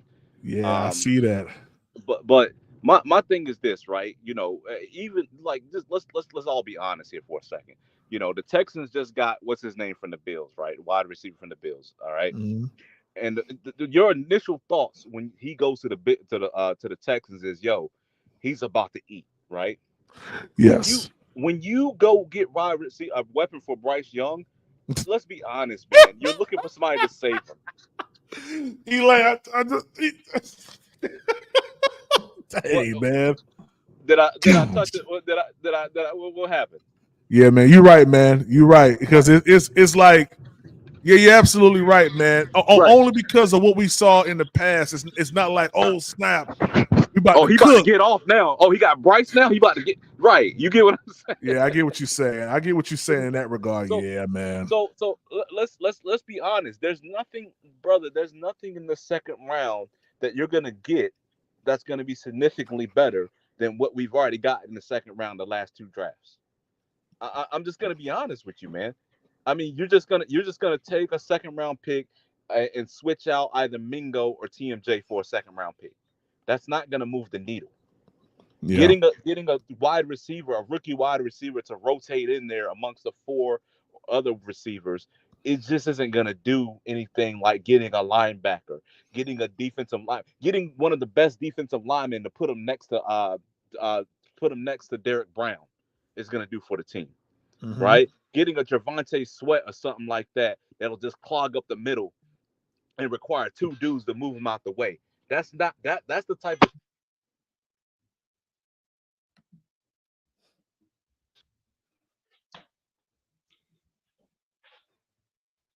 Hey, we losing? Yeah, I think we lost him. I'm getting ready to pull up this T. Higgins joint real quick. My bad. I'm here, man. My bad. I ran out of minutes, man. All right, real quick. T. Higgins, 6'4". Man, okay. Let me pull this up real quick. Do you think this is something that the Panthers will probably run to? Honestly, I was thinking maybe they need to get that guy Brandon Ayuk, wherever. Brandon Ayuk out of San Francisco. Yeah, meaning like if they feel like when it's draft night, because some people will want that early second round pick. If you can give up a second and a possibly a third to get, either Higgins or what the hell. I prefer Brandon Ayuk, but if you get one of them, I ain't gonna complain. Go ahead and give up that second and possibly third round pick for him. You know what I mean? I'll be fine with that. When do the Cincinnati? It's just gonna show when they ain't gonna be able to get off of there. Well, people be like, "It's the wide receiver's fault." And we're like, "No, it's not." You know what I mean? We all know who to look at. When do the Cincinnati Bengals draft in this draft? Let me see. That might be a move that they may want to make, man. Would y'all rather T. Higgins over Xavier Legette and like Keon Coleman? Cincinnati Bengals. Be honest, I don't think Keon Coleman gonna be there now. You know what I mean? After some of these teams move. Yeah. So I think Keon Coleman's gonna be either like 31st, you know what I mean? Or like 25 to 30. Let me say that. Because how some of these teams don't move and stuff like that. And I know I know they need Kansas City. I know Kansas City needs a wide receiver. Definitely Baltimore. I just think how certain teams move in the Bills, I think he's gonna be gone. They ain't gonna let him fall to the second round like we believe. You know what I mean? I hope he is. I don't think Cincinnati is going to want to do anything with us. They got the 18th pick in the first round, then the 49. Maybe that 33 would make them want to move up in exchange for T. Higgins, and maybe the 80th. They got the 18th. If they want to grab something else, that 33rd may be advantageous for them. That might be a move for them, man. It's a possibility. I'm not gonna say it's a high possibility, but they are 1, 2, 3, 4, 5, 6, 7, 8. Now they got 10 picks in this draft. I don't know, man. What y'all think? Y'all think that's a possibility? Like I said, I'd rather get the guy from 49ers, but if they decide to go with Higgins, oh well. Cause I don't know if you knew. I've been said actually go get T. Higgins or that wide or the other guy because more weapons we have, it'll be able to show if Bryce is the guy. If they come here and they're not gonna be able to produce, we all gonna be looking at Bryce. He ain't gonna be able to Yeah. have that excuse no more. Yeah. So, Yeah, no, absolutely. And let me tell you like this, Be Good. Like, I'm the most optimistic probably Panther fan that there is, man, outside of myself, maybe, Uncle Quan, when it comes down to Bryce and What's Up Duck, two fans in the stands, right? When I look at this year, there's no excuses for Bryce. Like, it's not going to be, offensive line this, offensive line that. Now, like, unless his offensive line is just getting cooked like it was last year, then I can use that. But if we're doing what we need to do and Bryce still cannot perform, then at that point you're gonna hear me start talking like how you guys are talking, man. I got you. Yeah. But hey, bro, I'm gonna have to jump off, bro. I don't know you can tell, bro. I do not feel well, bro. I've been basically bedridden for like 2 days. I got a fever and everything, bro. Oh man, you do, man? Yeah. Okay. How long you had that fever for 2 days? Going on like 2 days now. I mean, it's kind of toned down on me a little bit now, but like I said, I just been putting a rag over my head, taking me some goddamn medicine. Okay, So, I got you. I mean, I'm just a little weak now, but like I said, it ain't as bad like it was. So yeah, no, I got you. I mean, I got you, man. that's why I kind of feel like I'm kind of like short of breath and stuff like that or something. I'm Oh like, man, you know what I mean? So, yeah, no, I got you. Well, Be Good. I'm praying for you, my brother, and ain't no sickness gonna stay on your body long, man. I pray that you're healed in the name of Jesus Christ, man, and that fever come up off you, man, tonight, and that you'll be totally I healed. got you. Hey, I appreciate you having me, bro. So yeah, I appreciate you too, my brother. You feel well, man. Get better and come talk that trash with me next time, man. I wish I could, bro. I missed the majority of it, bro. I just be in bed, bro. I literally just woke up and then I seen you on. I was like, man, let me see what he's talking about. Yeah, most definitely. Well, go get you some rest, bro. All right, bro. All right, be safe out there. Yes, sir. All right, guys. So T. Higgins requested a trade. I'm not gonna lie, that could be interesting come round 2, man, for the Carolina Panthers. That might be interesting. I'm not gonna lie to you. Let me see. I've shipped 33 for T. Higgins in multiple box, and I still got faith. Go Clips. Hey, it's a possibility, man. I'm not gonna lie to you. Just think about this. I mean, would you guys? I know I asked you guys. Would you guys want a T. Higgins over possibly, getting Leggett or somebody like that? I mean, T. Higgins, Deontay Johnson, Adam Thielen, Amir Smith-Marset, Jonathan Mingo. Ooh, that might be pretty interesting. But it's all speculation right now. It's funny that it's happening right before the draft because now this gives Cincinnati a lot more ammunition when it comes down to trying to move up. It really does. Like, you can trade T. Higgins for the 33rd pick. Like, that's a strong possibility. That's a strong possibility. No, he costs too much. How much is he asking for? Vietnam said, but if they have to give multiple high-round picks for Higgins, I wouldn't do it. Okay. The 18, 1849, 80. Yep. I mean, shoot. I don't know, guys. I would. Let me look at something real quick. T. Higgins. How many games did he play last year? Was he injured or something last year? Let me go back. Now, he couldn't have been injured. Let me go to his let's go here. Let me share my screen real quick. Let's take a look at T. Higgins real quick.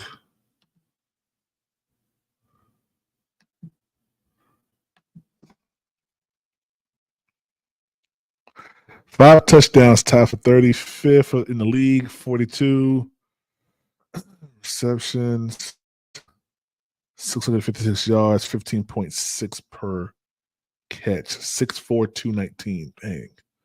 I didn't thought he was 6'4". I thought he was around like 6'2".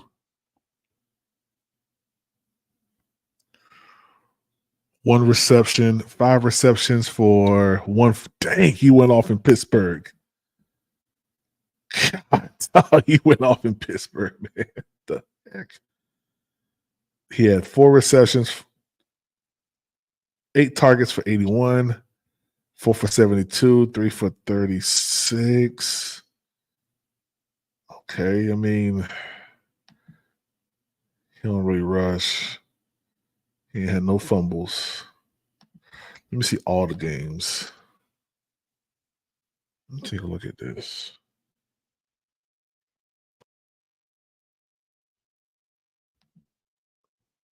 Okay. I mean, man. I mean, he has some contributions to a lot of games, man. I mean, 8 receptions. No, he had 2 receptions for 23, 12 targets, 8 receptions, 89. That's a loss against Baltimore. So is T. Higgins gonna come in here and be a number 1? I doubt it. Let me look at Deontay Johnson. Deontay Johnson stats.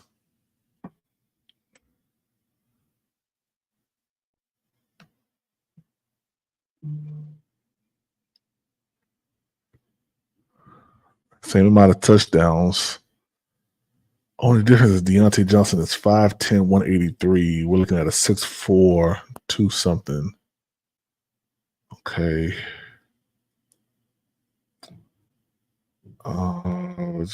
Where's the game log at?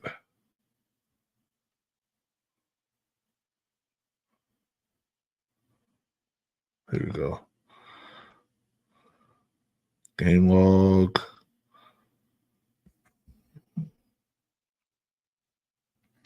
It's a little bit more consistent. He's going to get 4 to about, dang, he had 14 targets in freaking Jacksonville with only 85 yards. He didn't break 100 yards at all this whole season. He came close in his Tennessee game. He's not a 100-yard guy.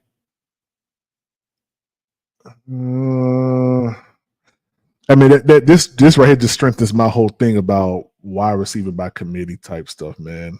Ain't nobody going to be the top wide receiver here in Carolina. Not, at least not right now. Not like how it was with Steve Smith. Brandon Smith Sampson said, I only give up a 1 second both, 1 second pick, then both this year for him. Facts. I read somewhere that the Bengals won a second for him. Ooh.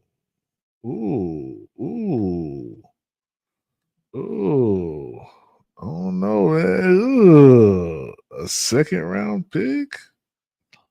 A second round pick? I read somewhere the Bengals won a second round. Hey, we got 2 of them boys. What y'all think about maybe the 39th? We get our center, and I'm around people, so I can't pop in. Okay. We do what? We get our center, and then we get T. Higgins with the 39. The Bengals the Bengals got the 40. They might do that, man. They might do it. T. Higgins for a second. We give them the 39th or the 33rd. We get T. Higgins. We can still get our center.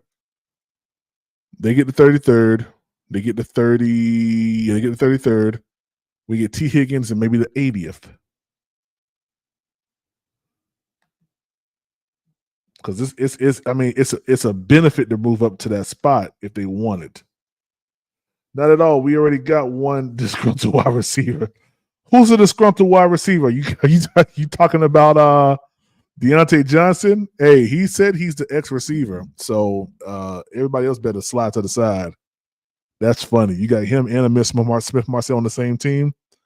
That's gonna be crazy, yo. A 33rd for T all day. I don't know, man. I mean, we could do it. I think the 33rd would be more advantageous because they pick at 40.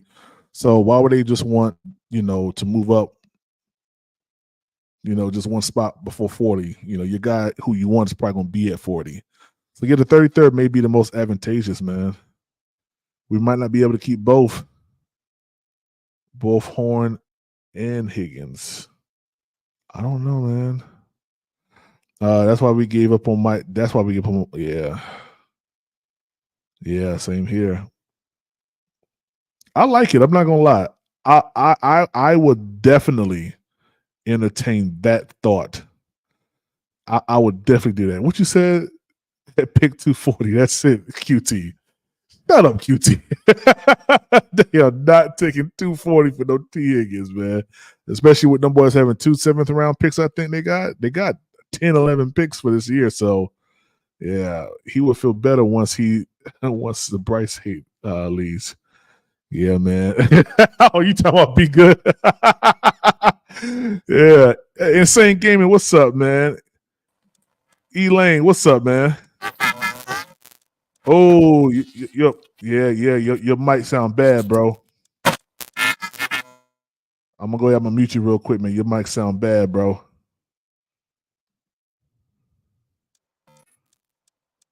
Yes. Yeah, it's still bad, bro. Yeah, you may have to go out and come back in, Elaine. Shout out to Elaine with the mess. Hey, you saw Elaine was talking about somebody else's phone today, right?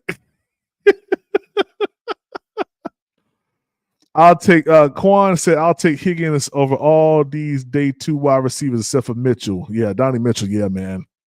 Yeah. I'm with you. Quan, we actually talk the same talk, man. I'm with you on that. Higgins wants a big long-term contract. Heck no, PPP. We already looking at the possibly not having or having to sign Deontay Johnson. Yeah. It's a possibility, but guess what? That's gonna happen next year. We got money next year. We got paper. Elaine. Nah, bro. It's still bad. It's still bad, bro. You sound like you in Star Wars wars, man.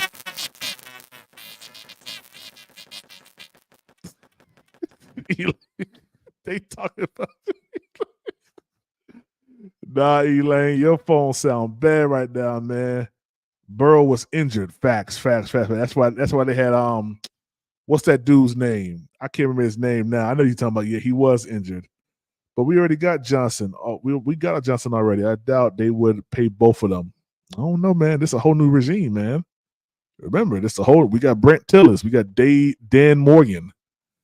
You know, he's a player. He used to be a player. So yeah, Higgins is a true number one. If it wasn't for Chase, he'll be the guy. That's a fact, man. That's why I'm leaning more towards the possibility of maybe that happening with Carolina. I think it's a strong possibility, man. Remember, bro was out as well. That's a fact. My bad, Laquan. His QB was not consistent either, PPP. No Burrow. Dang, Elaine. Elaine, your phone's still bad, bro. Elaine phone tore up, man. Shout out to you, Laquan. Appreciate that super chat, man. His QB was not consistent either. Neither PPP. No Burrow. That's a fact. And I'm glad you brought that up. Because me looking at that would make he got 140. He got 140. Wow. Hold on. Whoa. That puts this back into perspective now. Thank you, Uncle Quan. Let me go back.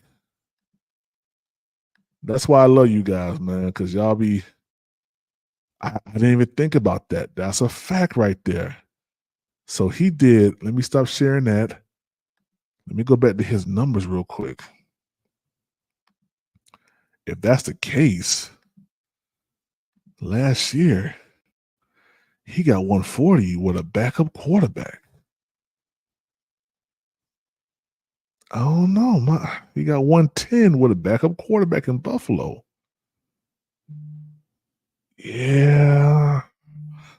I mean, you can kind of definitely see. I mean, dang, 2 targets, 1 reception for 19. That ain't hitting on nothing. That ain't hitting on nothing. Hold on, is this? They play Buffalo? Oh yeah, I think this was a playoff game. Yeah, they did. 61, 72, 36 was 110 against Buffalo. KC. And they had a rough first month, man. They went 1-3 in the first.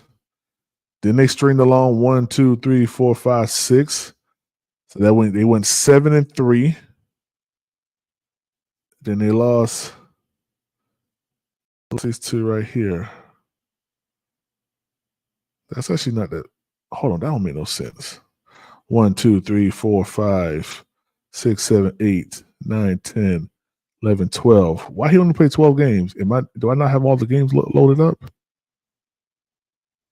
Am I missing some games? Was he injured or something? Hold on. That's 3 games.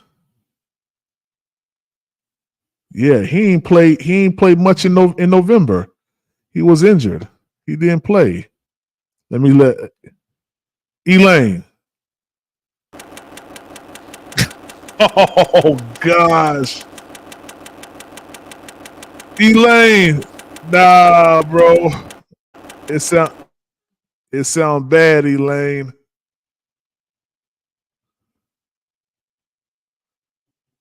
Dang.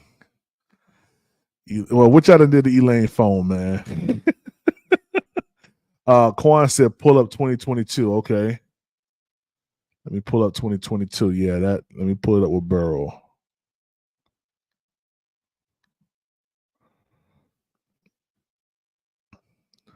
All right, it's still 2023. Maybe game log is 2022. Okay, yeah. Game log is 2022. Oh yeah. Okay. Look like he played every game. Yep. Yeah, like he played every game. All right. So let's start from the top of the season. Let me see if Elaine came back in. Nope, he ain't come back in. Okay. All right. Overtime. That must have been preseason. No, that's regular season. He only had two receptions. He called all two of them 27 yards, 10 targets, 6 receptions, 71, 7 for 5. 5 for 7, 93, 7 for 9, 124, nothing in a loss against Baltimore. 6 for 9, 5 for 7, 3 for 6, 9 for 13. Boy, he went off. He always goes off in Pittsburgh. Dang, he be going off in Pittsburgh. Tennessee, 7 for 9, 3 for 5, nothing in Cleveland. That's crazy. Yeah, I mean, I do see a stark difference. When he has a competent quarterback, his numbers are a whole lot better. You're right, Quan. Brandon Ayuk is one of the best receivers in the game. That's a fact. He is, man. Yeah, Elaine. Yeah, Elaine, boy. Elaine, what's up with that phone, bro? Yeah, they get on Elaine, man. Elaine sound like a baby. Yeah, I don't know what's going on with Elaine's phone, man. Yeah, somebody put something on his phone, man. Let me see. Elaine sound like a transformer. That's a fact, yo.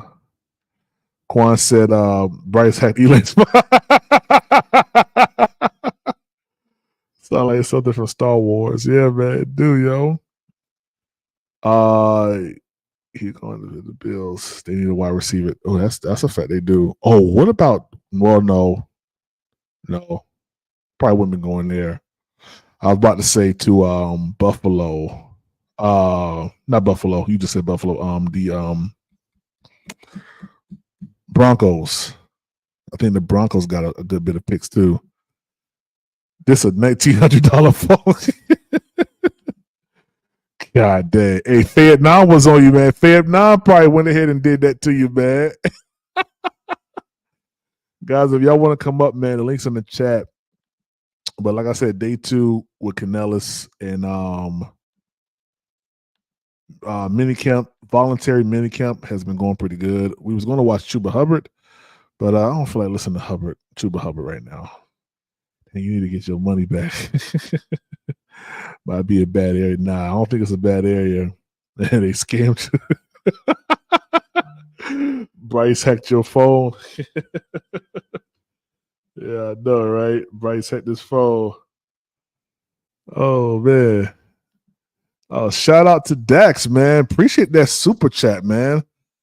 T. Higgins. So you want T. Higgins, man? I mean, listen, I ain't gonna lie to you, man. We grabbed T. Higgins, bro. It's up. I'm not gonna lie to you, man. We grabbed T. Higgins. It's up from here, yo. It's up from here. Appreciate that super chat, Daz. I really do, man. Daz. That's what it is, not Dex. Daz. Appreciate that super chat, man. I saw you on the Panthers thing today, yo. Appreciate the shout out for real, man. I don't know. You guys be like PPP. And I didn't realize so many people, like people who I haven't even seen on my chat, like know me. I met one guy today, man. I was in Rock Hill. He said, "Yo, ain't you PPP?" I was like, "Yeah." He said, "Man, I watch you all the time." I didn't know who he was. I asked him what his YouTube name is, because that's really all I know you guys by, except if I know you, offline or whatever. I only know you by your YouTube name. So, yeah, man. But shout out to you, man. I appreciate that super chat, man. I really do. Guys, don't forget, we got memberships as well here on the channel. So if you want to become a member of Panthers Prime Podcast, it is only, let me pull it up real quick so you guys can see it. It is only $3.99 a month. That's it. All you got to do is go to this link that I'm getting ready to pin. Well, not pin. I'm going to just post it. I'm going to post it in the chat for you guys. And then we're going to run some mock drafts too. And if you guys want to come up, run a mock draft, SC Space, what's up, man? Kansas City. Yeah, Kansas City might get them, man. KC might just swoop in there and get them, man. Yeah, you're right. Yeah, Kansas City might do that, man. Because they just got rid of well, no, I take that back. Didn't they just get Hollywood Brown? Yeah, I don't know. Oh, well, I don't know. They may try to finagle it, man. But they just got Hollywood Brown, which I was mad about. I wanted us to get Hollywood Brown. That would have been dope. He might go to the Cowboys. He ain't winning nothing. He go there. He ain't winning nothing. Don't be like Uncle Black. All they do is dog Bryce. I mean, they have their reasons for doing it though, man. But Stevie, what's up, man? What's up, Brody? Nothing much, man. I'm chilling, man. Trying to put the paint where it ain't. What about you, man? Shit, man, I'm burning up this road, man. Trying to make it back home. Mama 50th birthday party. Oh yeah, birthday party. Yeah, you can't miss that, man. No, sir. Yeah, it sounds like it's raining where you at. Nah, this damn truck. Oh, I bet you got that truck leaning, don't you, man? Man, what? Shit, goddamn 40,000 pounds. Where you going? North Carolina. Okay, where you coming from? I'm in Michigan right now. Yeah, Michigan. So you dropping down? What's 75? Or you on what you on right now? I'm on 23 coming through Ann Arbor. Oh, you I'm up there. Yeah. Yeah, you on the other side of Detroit. Uh-huh. Yeah. And then I'm hop on what's that shit? 81. Uh-huh. Come and then spit out through Winston-Salem. Yeah. So you gonna drop down basically like you're going through Xena in Columbus, Ohio, right? Yup. Yeah. I know where you at, man. Let me tell you, Uh-huh. my bus broke down in Xena, man. I think that's what 33. I think that's what you run. Yeah. I'm gonna hit 33. Yeah, with all the bumps and shit. Yeah, boy, that 33, man. Hey, I keep telling people, man. Hey, your boy PPP be traveling. I know. Yeah. Man. Yeah, I be moving too, man. Yeah, you're gonna drop down, hit that Ravenswood. I think that's what it's Ravenswood exit in West Virginia. Drop into Charleston, West Virginia, man. And once you get in North Carolina out of Fancy Gap, run that back road, that split. Yep. I know where you at, man. Yeah. Trying to get home. I might try to run it all out today, drive a little illegally. I don't know. I mean, allegedly. Yeah, I'm gonna log out. Yeah. Hey, let me tell you, man, because they can't do nothing to me now. Bro, I was in Nebraska I just picked up a bus because that's what I was doing. I was transporting buses cross country. Let me see Elaine good. Dang, Elaine, you still bad, bro.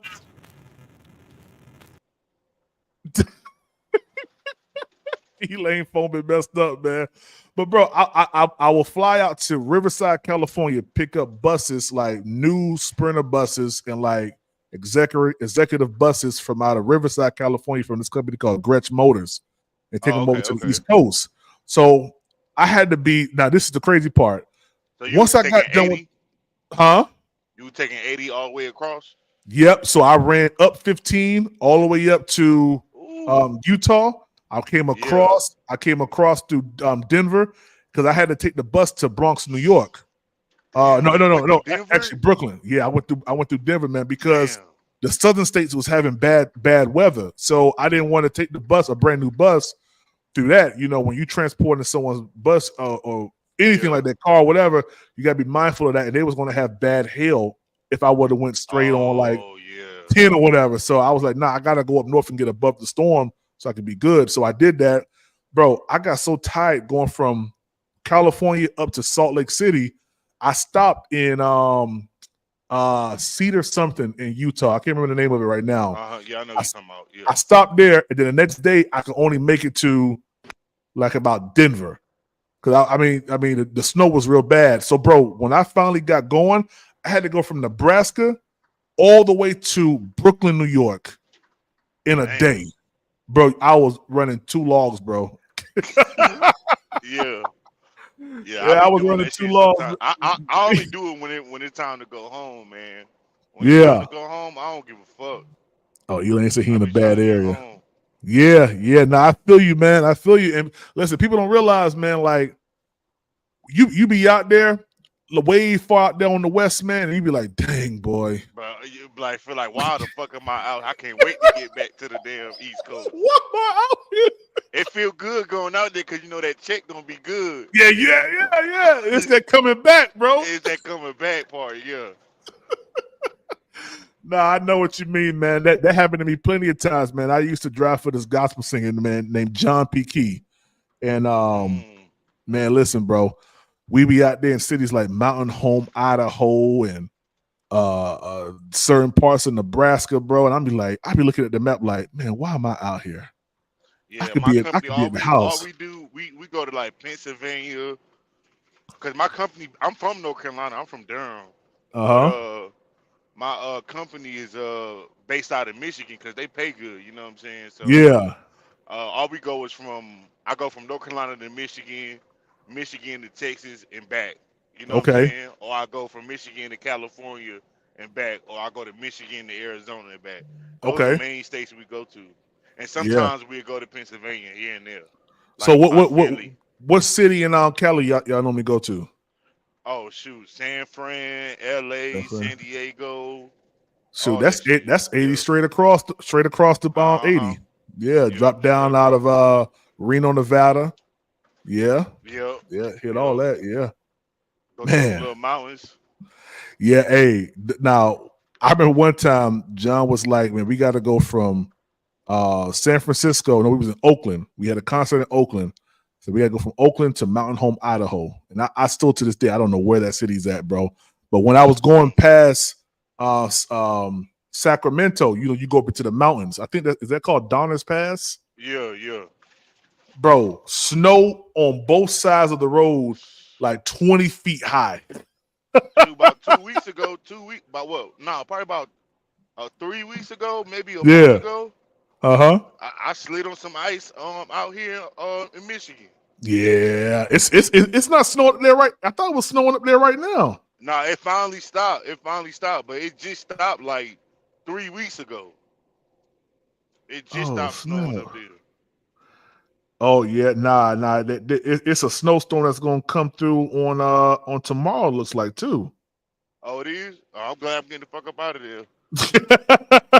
Yeah, because it's supposed to be swinging through a little north of Connecticut and Massachusetts. That's where I'm going at on tomorrow. And I was like, yo, I hope I'm not gonna catch no snow going across that GW bridge. Yeah, see, my company based out of West Michigan. That's where the worst snow at. It don't really snow in Detroit like that. But Nah, Waco it don't. City, like Grand Rapids. Grand Rapids, Man, Traverse City, bro, and yeah. International Falls, all the way up there, bro. I got caught in some bad snow up there, man. I mean, the snow was falling so, and I knew it was gonna start. I was trying to get up out of there. Literally in minutes, everything was white, and the snow just started. It was bad, bro. Yeah, I mean, it was that's bad. exactly what happened to me. It had snowed like earlier that day, and driving outside the clock. You know what I'm saying? I'm like, man, fuck it, because I'm trying to get this load so I could go to Houston from Michigan. You know what I'm saying? Yeah. So I'm like, fuck it, I'm about to log out. Man, I done went across the bridge, skidding Oh right yeah. across the road. I'm like, what the fuck? Oh yeah. Nah, I feel you, man. I feel you. You definitely gotta be careful with that, man, because Mm-hmm. you got 40 something on your back right now, man, and it don't take much. Yeah, it don't take much. Nah, hell Nah, it no. don't take much, man. Nah. Yeah, Man, when that shit happened, I was empty. When that shit happened, I was that's empty. even you was empty, so you had a trailer though. Yeah, I had the trailer, yeah. Yeah, my homeboy, he drives, man. He said, man, the worst thing that you can do is drive bobtail. Yeah. Yeah, he said that's the worst. He It said don't it's feel better. right. It don't feel right. It don't feel right. Nah. It ain't built to drive like that. It's built to It's carry built to something. pull. It's built to pull Yeah. stuff. Yeah. Yeah. I be seeing some of them bull haulers, man, going down 77 in West Virginia, swinging them curves, swinging them joints. Yeah, I'm finna go through West Virginia too, yo. Yep. Let it ride, man. But shoot, I'm so used to that shit, man. Every time I leave and every time I come home, I gotta go through there. I know Yeah. West Virginia, Charleston and shit like the back of my hand. Yeah, man. And so when you do it, you can swing them curves. And that's what I was telling someone the other day. Like I came through the gorge yesterday here in North Carolina, man. I had to take a group up there to a little bit south of Asheville. So I had to go through the Saluda Mountain. Shoot, I come through that thing running about 75, man. All I do is sit back in the seat, turn the wheel. That's all you do. Yeah, them Sit West back in the Virginia seat, mountains turn the ain't nothing wheel. to me. Them shit's a breeze. A breeze. Them mountains in California. They got some mountains in Oregon. in Oregon and coming out of LA and stuff. Them Oh shits, yeah. them shits, boys. Hey.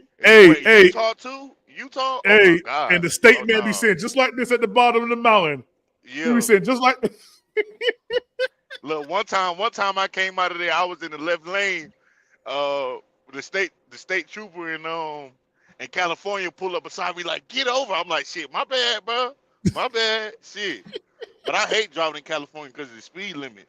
Yeah, speed limit is wild, yo. But see, they don't mess with charter buses like they mess with y'all. Y'all go through a lot of stuff in California, bro.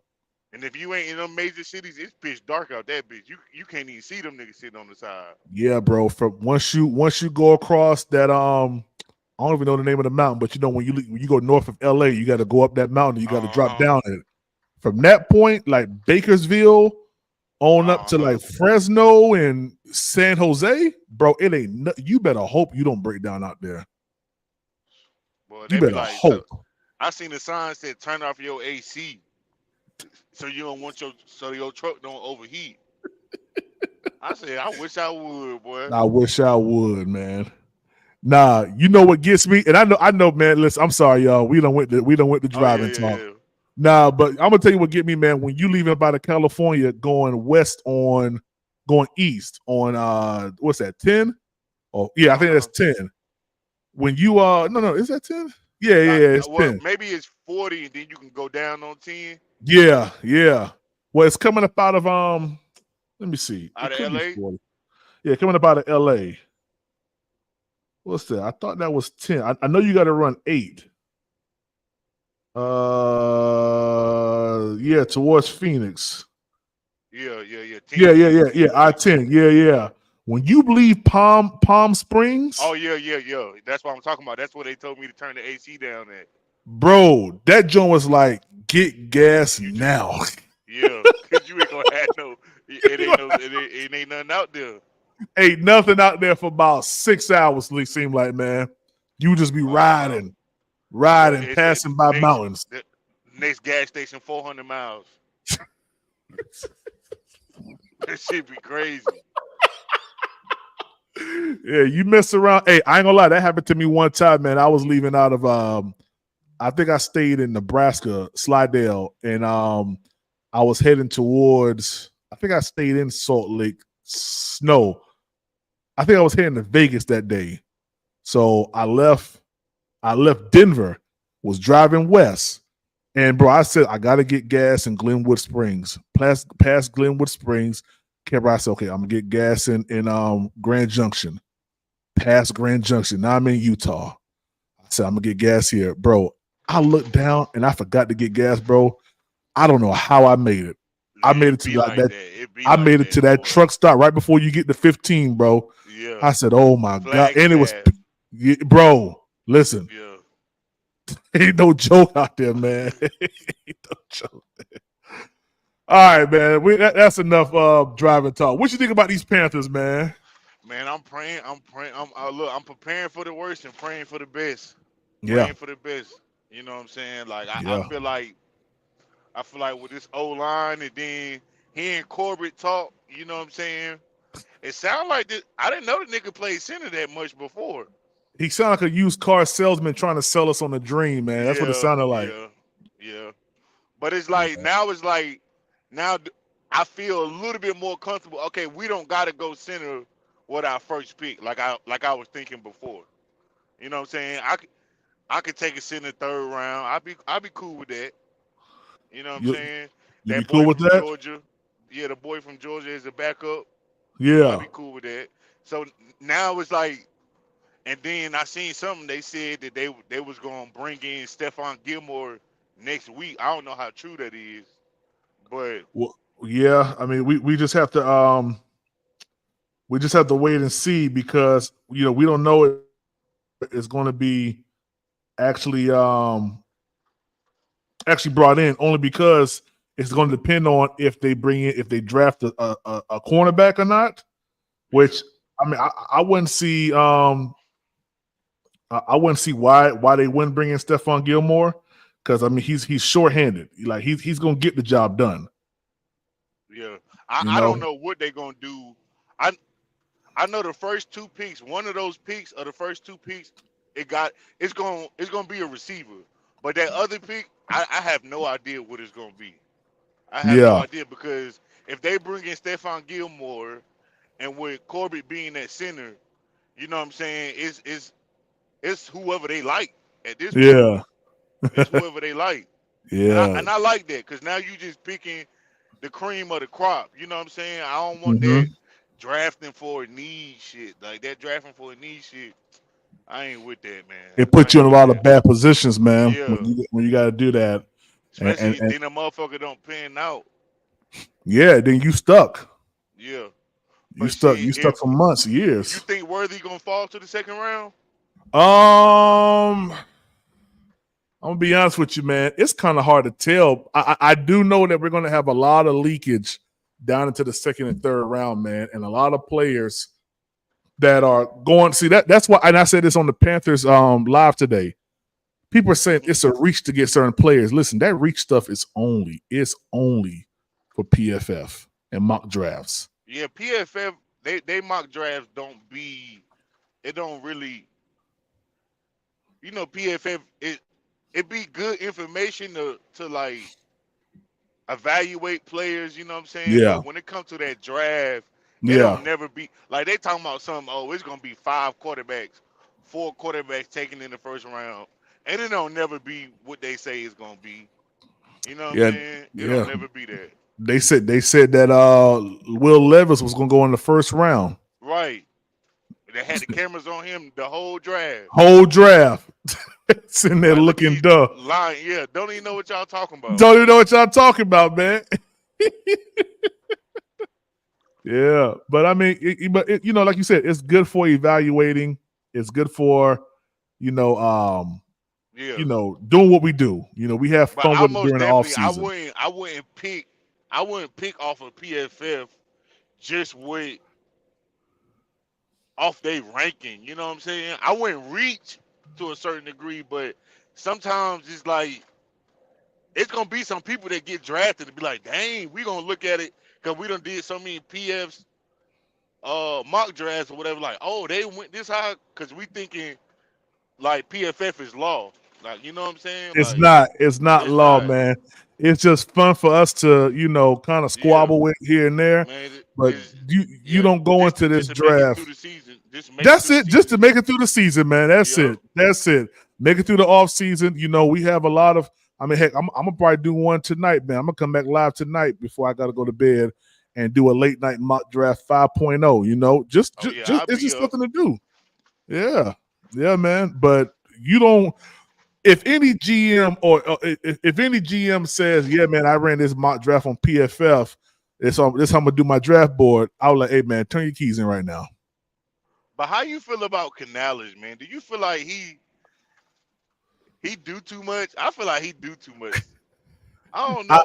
Like I like him, but it's like at first, like I was telling my old lady, I'm like, man, this motherfucker sweet as hell. You know what I'm saying? Like why he? I get he got good energy, but it just I don't know. Just because I thought Matt Rule was gonna be like Jesus or something when he first came in, the way he was talking. You know what I'm saying? I'm like, oh, all right, this motherfucker can. That welcoming conference he had. I'm like, Yeah. oh yeah, we gonna be straight. We gonna be straight. You know what I'm saying? But No, you know what I should do? I should do a live where I look at all of the like Frank Reich and Matt Rule's introductory press conferences, man. yeah, that because it's just like I don't know. I guess what they be saying? Everybody excited. Everybody think they the shit right now because Adam Thielen was like, ain't nobody had no wins, no losses. You know what I'm saying? Yeah. Everybody got the same record right now. Uh-huh. You know what I'm saying? So we see what it's really talking about. But Yeah. I really want Keon. I either want Keon or Worthy or Mitchell. Uh-huh. For real. Those my top three. I like Keon. I got Keon at the top only because he's a bigger body than Xavier Leggett. I know Yeah, people are I saying feel that he's like not. Keon the dog. I feel like he Yeah, aggressive. yeah, You know what I'm yeah. saying? He is. He is. And, He not laid back like Mingo. You know what I'm saying? He right. gonna try to get that bitch. Like Yeah. he ain't soft. Like, you know what I'm saying? Yeah. Yeah. And see that's the Only difference. thing Go ahead. No, only you go thing ahead. about AD, the only thing about AD is he seemed kind of like lackadaisical. You know what I'm saying? Yeah. I don't feel like AD got that fight in him. But hopefully the coaching staff can get it out of him because the nigga can run routes. He can run routes. You feel me? But Mm-hmm. and then Xavier Worthy, I like the way he run routes. And then it's like if he on the squad, he on the field, you ain't stacking that box. I'm sorry. Yeah. Like you can't stack the box. Cause you stack the box, he gone. Yeah, man. Yeah. And see, listen, the one thing that the Panthers were pretty good at last year was that that run zone concept. That was our bread and butter, and we learned that off of watching the all 22. Any run play that was up the middle, it was devoured. There was maybe one or two that we seen that was like reminiscent of like Steve Wilkes' time when he was here in Carolina. Other than that, man, anytime we need to get yards, we needed to go on the perimeter to make anything happen. So, that's why I'm glad we got these guards because it shows us a blueprint of what Canales wants to do. Canales want to run this ball like he said. Canales want timing routes. Bryce Young just said that yesterday. He understands, he feels the timing. He sees, how fast that ball has to come out. So, I think Canales' blueprint is written. It's written already. We see what he wants to do. Everybody thinking about what he did with Geno and what he did with Baker, but you gotta remember, shit, he was a quarterback coach for Russell Wilson. He a little ass quarterback too. Yeah. You know what I'm saying? He may got more weight than Bryce, but I Height feel like wise. yeah, he gonna I feel like him and Bryce, they both California guys. You know what I'm saying? They're gonna have that connection there. Then that energy he brings, Bryce need that because it's like if you watch that interview, once they start talking about last season, his whole demeanor changed, bro. Like, Uh-huh. you know what I'm saying? You could feel it. He don't really want to talk about it. You know what I'm saying? Yeah. Like I felt like he know what's up. He know he ain't do good last year, or he could have Yeah. done better. But we also know like the coaching staff changed over. One coach was saying this, another coach was saying that. You know what I'm Yeah. saying? Yeah. Lost 2 guards the first game of the season. You know what I'm saying? All the receivers we got will probably start nowhere else in the NFL outside of Adam Thielen. You know what I'm Right. saying? So it was all in all, it was bad. So anytime Bryce made a mistake, it made it worse. It was You know what I'm saying? amplified. Yeah. But now you got these 2 big ass guards. Our screen game finna be crazy too. Like, Yeah. oh my Yeah. God, Yeah. boy. I Hopefully. don't know if y'all Hopefully. seen Robert Hunt, how them boys was doing in Miami off them screens. Oh my God, boy. But the question is, who's going to be our screen guy? I mean, the only person I could think of is Amir Smith-Marset. Oh no, I'm talking about. Well, yeah, I'm thinking about the running back screen, but running back Okay. screen, Okay. Miles Yeah. Sanders for sure. Chuba Hubbard, I don't think he can catch a cold, but he gonna have to get better at that. I don't think he can catch a cold, man. Yeah, I haven't seen much of Chuba Hubbard's catching ability over the past couple of years, man. It's He basically did all right non-existent. last year compared to what he used to do, but Yeah. you got to remember he was playing beside Christian McCaffrey, so every time he Right. dropped the ball, it's just like, you know what I'm saying? Come on, Yeah. he's so used to Oh, that's Christian a fact. McCaffrey or whatever. Yeah. I mean, I'm not gonna lie. I'm excited. Elaine said I didn't like the hire. He never liked the hire of Matt Rule. Yeah. I didn't like it either. Just going back to that, I didn't like it either because, you know, the Panthers. I mean, not the Panthers. The NFL has so many trends that they try to follow. Like the only reason why I we liked hired. it at the time. I mean, I didn't like it at the time at all because it's like, why would you pass up on? I can't remember who the other head coaches were, but why would you go to someone who hasn't been proven, who hasn't done anything on the NFL level, and you're only getting him because he's an analytics guy? What? Like that? Like that? That was the basis of where you hired Matt Rule because he flipped two programs, Baylor and Temple, and then you got him because he's an analytics guy. Like analytics is only good when you're like at a 4th and 1. It's like, what are the odds? In my opinion. Yeah, I didn't know he was going like doing that coaching hiring shit. I didn't know he was analytics. I just knew his track record, and I knew that he was the hottest coach. You know what I'm saying? And I Yeah. remember David Tepper catching a flight to his crib to go sign him type shit. Mhm. I'm like, oh shit. Now I was fucking with David Tepper. Then I'm like, this nigga ain't playing. You know what I'm saying? He's trying to win. That's one thing I will say about David Tepper. It'd be like, you know how like it'd be like somebody in a relationship. They're like, why you keep on going back to him? Why you keep on going back? David Tepper ain't never been that type of person to go back to somebody. He like, you got one time to show me that's it. It's a bad thing and it's a good thing at the same time. Yeah. You know what I'm saying? And he Mhm. got the pros and cons and everything, but he gonna do shit his way. That's what I appreciate about it. Oh yeah. He's gonna do it his way. If we had Frank Wright going into this season, boy, I don't know. It would have been bad. It would have been bad, man. Oh no.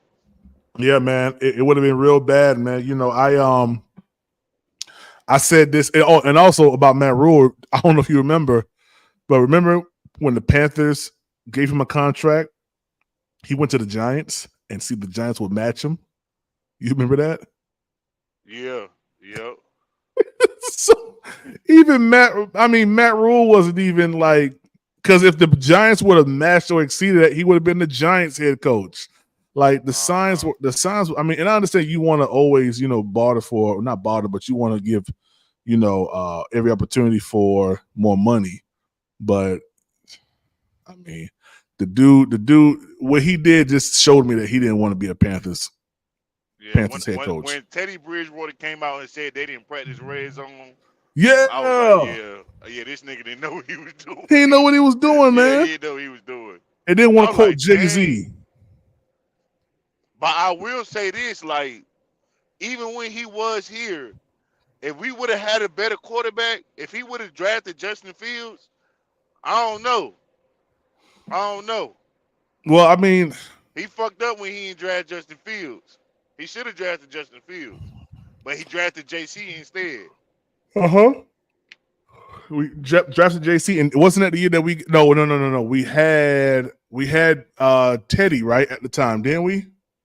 Yeah, I believe we had Teddy, but we brought in Sam Darnold or something like that. We brought in Sam. Yeah, I think we brought in Sam Darnold. Yeah, I'm not gonna lie. If we would have kept Sam Darnold, PJ Walker for this year, and probably would have went ahead and got I don't know. Kept Cam. I don't understand that. Yeah, I mean that, Cam. bro. That's You a did lot of all politics, that. Cam bro. could have did whatever the fuck everybody else. Who would you rather have? Cam, Teddy Bridgewater, but Teddy Bridgewater was hot at that point, so I understand. But I mean, Teddy, we could have stayed with Teddy. I mean, and then you trade the Sam Darnold. Oh my God, that shit. Oh. Yeah. They gave a second round pick for Sam Darnold. Yeah. Now, if Sam Darnold would have been a Sam Darnold, hold on. I'm about to do it. Let's go all 22. Let's go all 22 Steve Wilkes here. Sam Darnold was. Let's go all 22. He would play good, but he could never finish the games. It was like this nigga. He finna throw an interception. Like, oh, he just not finna do nothing with it. You know what I'm saying? Yeah. I'm gonna go to the 2022 season. I want to look at that. People are gonna be like, PvP, why are you doing He this? said it looked like we dodged a bullet for Justin Fields. Shit. Yeah. I wouldn't That's say what we that. say. The way that motherfucker was running on my fantasy team. Oh yeah, it was week 17. We played the Bucks. I want to go all 22. He did with DJ Moore last year. Let's see here. Yeah. Just a trip down memory lane, guys. Just a little trip down memory lane. This was our win and in, hopefully, playoff game. This is Sam Darnold. Look at Sam. Look. Yo, I know you can't see it, man. I know you can't see it, bro. Look at the blocking too, man. Sam Darnold steps us in the pocket. I really thought we was going to the playoffs this year, man. With Sam? Yeah. Yeah, if you see this play right here, bro. I'll never forget. My cousin was trying to tell me, "Oh, y'all gonna be all right." I'm like, bro, Sam Darnold is trash, bro. But that's what I'm saying. If we drafted this Sam Darnold right here, this Sam Darnold was on another level. I ain't gonna lie to you. Yeah. At least look at DJ Moore. This shit. Bro, that's 2 first downs right there. Like oh my gosh, we had Deontay Foreman, bro. Bro, we had a whole team, man. Oh my gosh. Yeah, Scott Fiddler he fucked us up for real. He fucked us up for real. Bro, we had a whole team, man. All right, single back Deontay Foreman.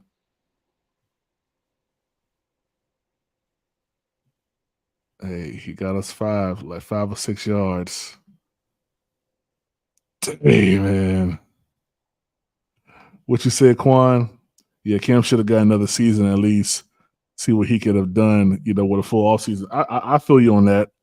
I said the same thing. Yeah, but that was Matt Rule. That was Matt Rule. Dog.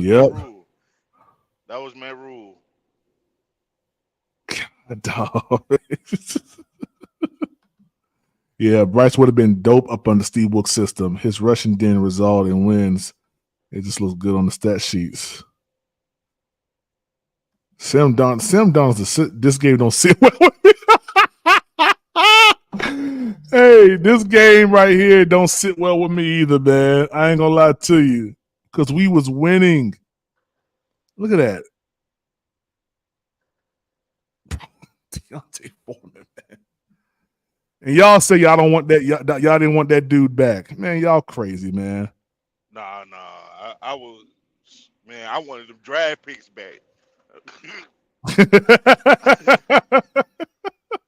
I said, damn, it was 2 years. I'm like, we don't got no fourth.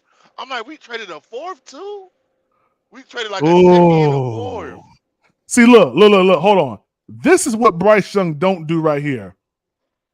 Look at DJ Moore over the top. Boom. He let that ball go right there. Now he threw that ball bad. Yeah, I will say that Sam Darnold is a gunslinger. He is. But Bryce ain't no gunslinger. You know what I'm saying? Or he ain't going I ain't gonna say he a gunslinger because him and Jameson Williamson, when they was at Alabama, he was slinging that bitch downfield. That's why I don't really be understanding why people be saying he don't got no arm, bro. He got an arm, bro. But it's like, who gonna burn it up like Jameson Williamson? Who we had that's gonna burn it up like that? We ain't had nobody like Jameson Williamson that's really a deep threat down the field. Yeah, that's DJ Chark pull his hamstring every fucking 2 months. You know what I'm saying? Like, and none of them boys won't start in nowhere else. But if we get a Xavier Worthy, though, man, shit.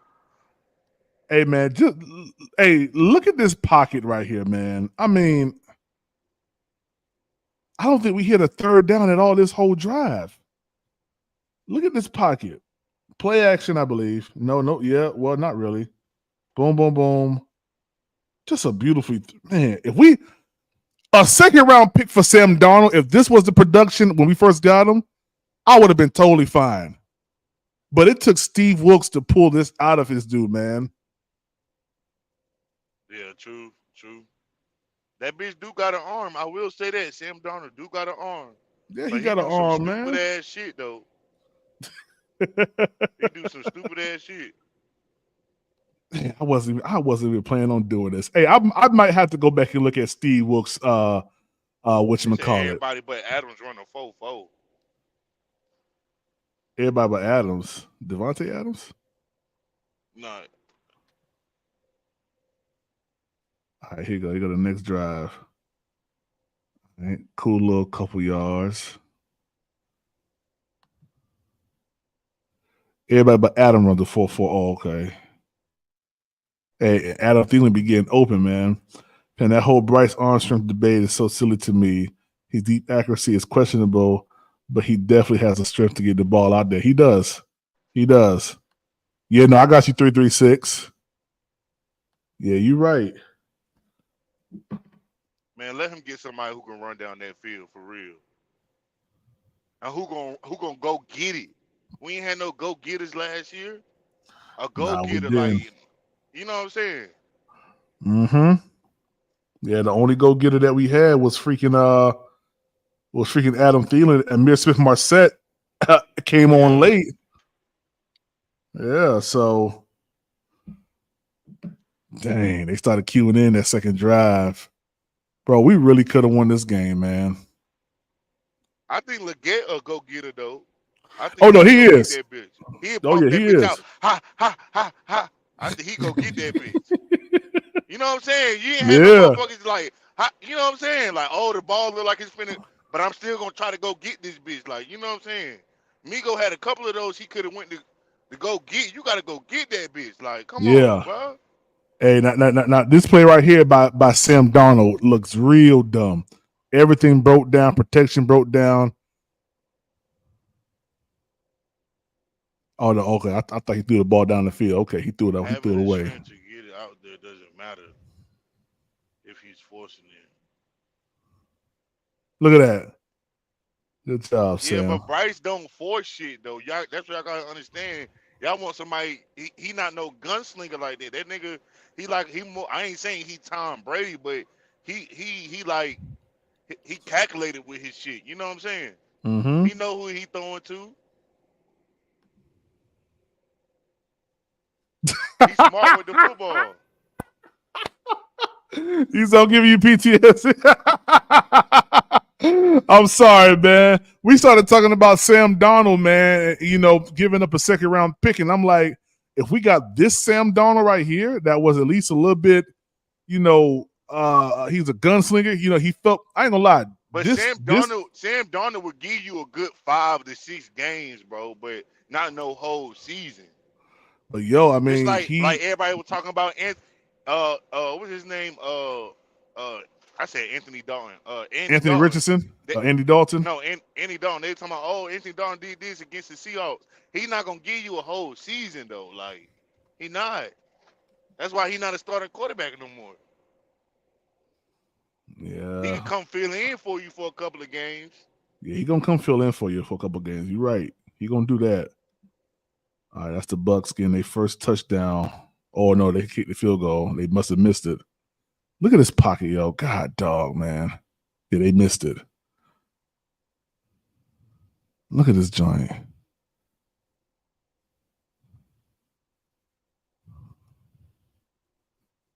Gosh, man, I miss. Oh yeah, that's when he fumbled the ball out of bounds.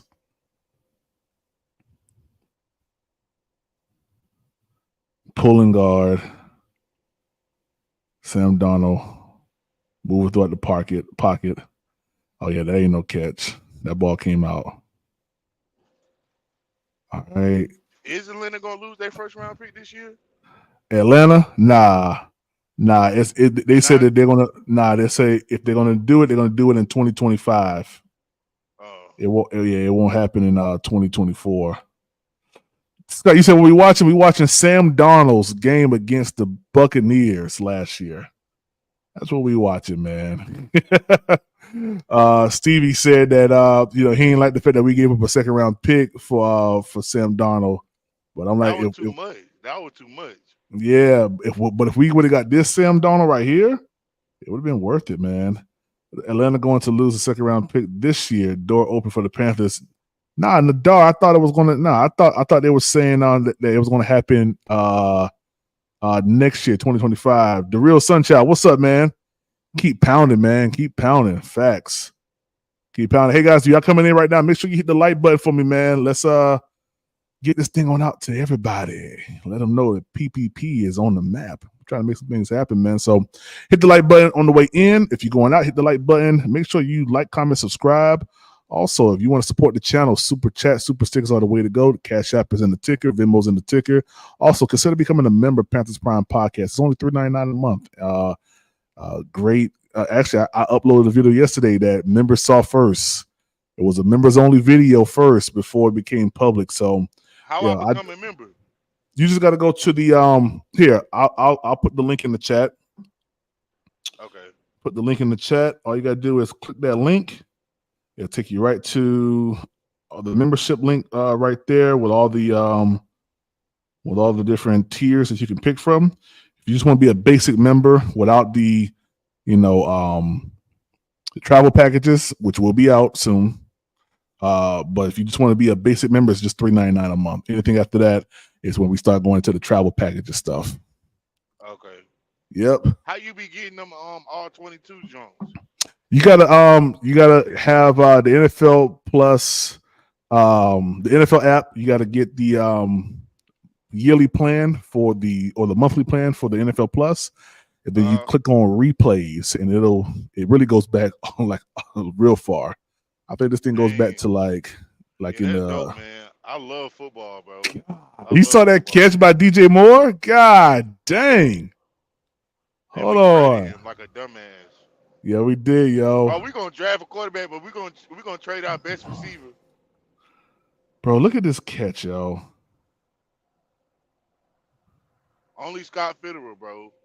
Yo, that was actually a dope route too. That was like a little pick route, kid. And you gotta remember the thing about Sam Darnold too was motherfuckers was open a lot. Yeah. He had Robbie and DJ. Yeah, bro. Yeah. Yeah, Robbie got kicked off the team. He like, but this nigga cannot throw the ball. Like, hey, but look at this. Look at the difference between this pocket right here and what you've seen Bryce Young have. Look at this. Beautiful. Look at how much space Sam Darnold has between him and the defender. That's what I was saying this past year. Like the defenders were so close that they can reach over the lineman and grab the back of Bryce Young's jersey. Like it just doesn't compare. It just does not compare, a.k.a. Howard. What you said, Dad? Oh, but what y'all say about Howard, man? The issue is picking up the Sam Darnold fifth-year option immediately, not the second-round pick. Facts. bro, Yeah, I'm telling you is but Deontay Johnson though, he finna eat because one thing about it don't matter if it's 5 yards, 6 yards, or whatever. That boy gonna get some yak. He Oh yeah, elusive with that ball. yeah. He So gonna get that yet. that's just gonna keep us on the field even more. You know what I'm saying? We be throwing the statues, bro. Mm-hmm. Statues. Yeah, the real Sunshine. We actually select officially on Friday. The draft starts tomorrow. But if you want to be totally honest, like everything that happens tomorrow is big implications for what we're going to do on Friday. So, and because we pick first on Friday, the phone's going to be off the hook. There's going to be people that's possibly going to be trying to trade up with us. We'll be able to acquire more draft picks, either at that 39 or 33rd pick that we're trying to get. So, our picking is on Friday, but we have a lot to look at on Thursday. That's why I'm trying to hurry and get to this hotel tomorrow. I hope these people don't take long tomorrow in Uptown Charlotte. I hope they don't. What time is your show tomorrow and on Friday? So, tomorrow I'm going to try to get up the road, and I may be coming in late because I get off at like 3:30, 4 o'clock. I got to drive up to Colonial Heights, Virginia, to get into a hotel to get ready to go to Massachusetts. So Colonial Heights is like almost a 3.5 hour drive. So 4, 5, 6, 7, 8. I'll probably get to the hotel right at 8, and I'm going to try to have everything loaded up in StreamYard tonight. So when I get there, I ain't got to do nothing. All I got to do is click go live, and boom, we ready for the draft. So, yeah. It's strange seeing wide receivers action. Do you understand the Bryce Young hate, man? Yeah, I mean, it's there. It's definitely there, man. But that's why you just got to stand your ground when it comes down to what you believe. And hey, listen, I enjoy sparring with BJ and Unk and Elaine, all these guys, man, and Howard. Boy. Oh yeah. Howard, that nigga's funny to me. Oh yeah, Howard funny, man. I can't wait to meet him at the meet and greet, man. Yeah, I wish I could, man. Yeah, I'm gonna try to make it. I'm gonna try to make it to it, for real. Yeah, man. I can't wait, man, because people think that we argue. Listen, this ain't nothing but, you'll never hear me calling no one out their name or cuss them out or whatever. Not over this. Yeah, that's but one thing. Yeah, that's one thing I always seen about you, boy. They be trying you too. They be trying you, boy. You a good one. You got to be a Christian or something. Cause I don't be turning a cheap motherfucker get loud with me. Shit, what? Shit, hold up. Yeah, nah, man. Listen, man. I'm used to debating all the time. I don't know who dropped that pass. Let me go back. I saw that too. I'm used to debating people all the time, man. And let's see. I don't know who that was. Is that Mike Evans? I think Mike Evans dropped that. I think Tom Brady was going for Mike Evans. Let me see. Tom Brady's that nigga, man. Yeah, but yeah, I'm used to it, man. So it doesn't really bother me like that, to that extreme. People get disrespectful with me, man, because I'm used to it, and plus I'm a minister of the gospel. So, whenever I encounter, yeah. So whenever I hear people, people be disagreeing with me, or when I go out there and I do, oh man, you good, man. You good, bro. You good, man. That's a respect thing. Oh man, you good, man. You good, man. My daddy a pastor. Well, I ain't no pastor, man. I'm just Oh, okay. Yeah, I ain't no pastor, man. Yet. I ain't no pastor yet. I'll say that. But yeah, man. I mean, nah, you good. That's why I tell everybody, man. Hey, no. Be don't be calling here cussing anything. I'm cool. Yeah, I'm cool, man. That's cool as old head, for real. Yeah, man. Yeah, man. I'm And cursing again. Fuck. Nah, bro, you good. You good, man. Don't even bro, listen. You good. Trust me, man. I want people to feel comfortable, and hey, listen, just enjoy talking about football, man. Yeah. God dang. Who got him? Another thing, like when they be watching Bryce film, they be forgetting, like, they don't know, like, the reads he be having. We could watch the film, like we don't even know. It's the whoever's against Bryce, whoever for Bryce, neither side know what that play, the progression is. Mm-hmm. Is it designed to go to this side of the field, or if it's not? You know what I'm saying? Yeah. So we can watch it and say, "Oh, such and such was open," but was it designed to go that way? You know Yeah. what I'm saying? Like, Nah, I feel you on that. Chuba so Hubbard, it's he ain't got hard to nothing, really man. say. And then with that portion of it, and then with not having a clean pocket, with having shit number 3 wide receivers starting for you at all positions. You know what I'm saying? At wide receiver, like it's Yeah. hard to really say. But this Deontay gonna be the real number 1 that we ain't had in a long time. In a A long long time, time, man. bro. Yeah, long time, man. Yeah, real long time, man. And He gonna be out I'm that happy. bitch looking like DJ Moore. I promise you. I promise you, he gonna look like DJ Moore out there. Cause Yeah, he DJ Moore probably can is, run man. routes, bro. He can Yeah. run routes and he can get down the field. Mm-hmm. Yeah. Yeah. I mean, hindsight right now, I wish we would have kept DJ Moore, kept Sam Donald, PJ Walker, and Steve Wilkes. Bro, we probably would have been like super competitive last year. Roadmaster Limited said YouTube tripping, gave me a notification but doesn't show up under subscription. I don't know why. You may have to unsubscribe, subscribe again, man, and hit the notification bell because yeah, it's been doing some weird stuff, man. I don't know what's going on. They hating. Yeah. YouTube hating. Yeah. He said calling us old heads. No, I mean, Yeah. well, shit, I don't know. I could just hear it in his voice. You know what I'm saying? He sound like he got a lot of wisdom on him. Oh yeah, he do, man. He do, man. Yeah. Yeah, I enjoy the conversations, man. And listen, I'm always up to I go on anybody's platform. It don't matter to me because I just enjoy debating. And debating doesn't necessarily here's the thing about debating. I could be dead wrong. I could be dead wrong in my position, but bro, if I can convince the whole stage that I'm right, I just won. And that's the sad part about it, man. Like take for instance, I don't know if you remember the whole thing me and Howard was debating about the offensive line. Now Yeah, he was Howard actually don't care about the offensive line. but He but just this is think Bryce supposed to be Superman. It don't matter if they don't block. right. What? But it don't matter if 5 people tackling him at one time. Like yeah. what? Like Yeah. come on, bro. You can't say that, bro.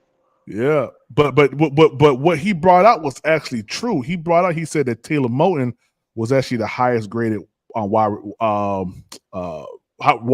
highest graded player on the wide receiver line, on the offensive line. I mean, offensive line. But I asked him, what's his source?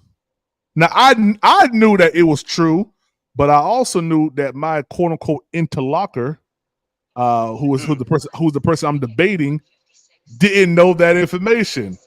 So even though Howard was right because he couldn't cite a source, my position won because I was able to discredit him.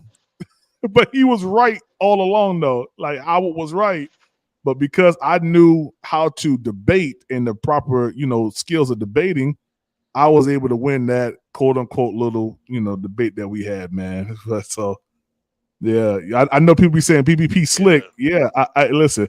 If I ever get to asking you qualifying questions, just bow out because I'm trying to hog tie you so you can't get out of what I'm about to ask you next. Yeah, That's Howard all I'm most doing, definitely man. want Michael Penix.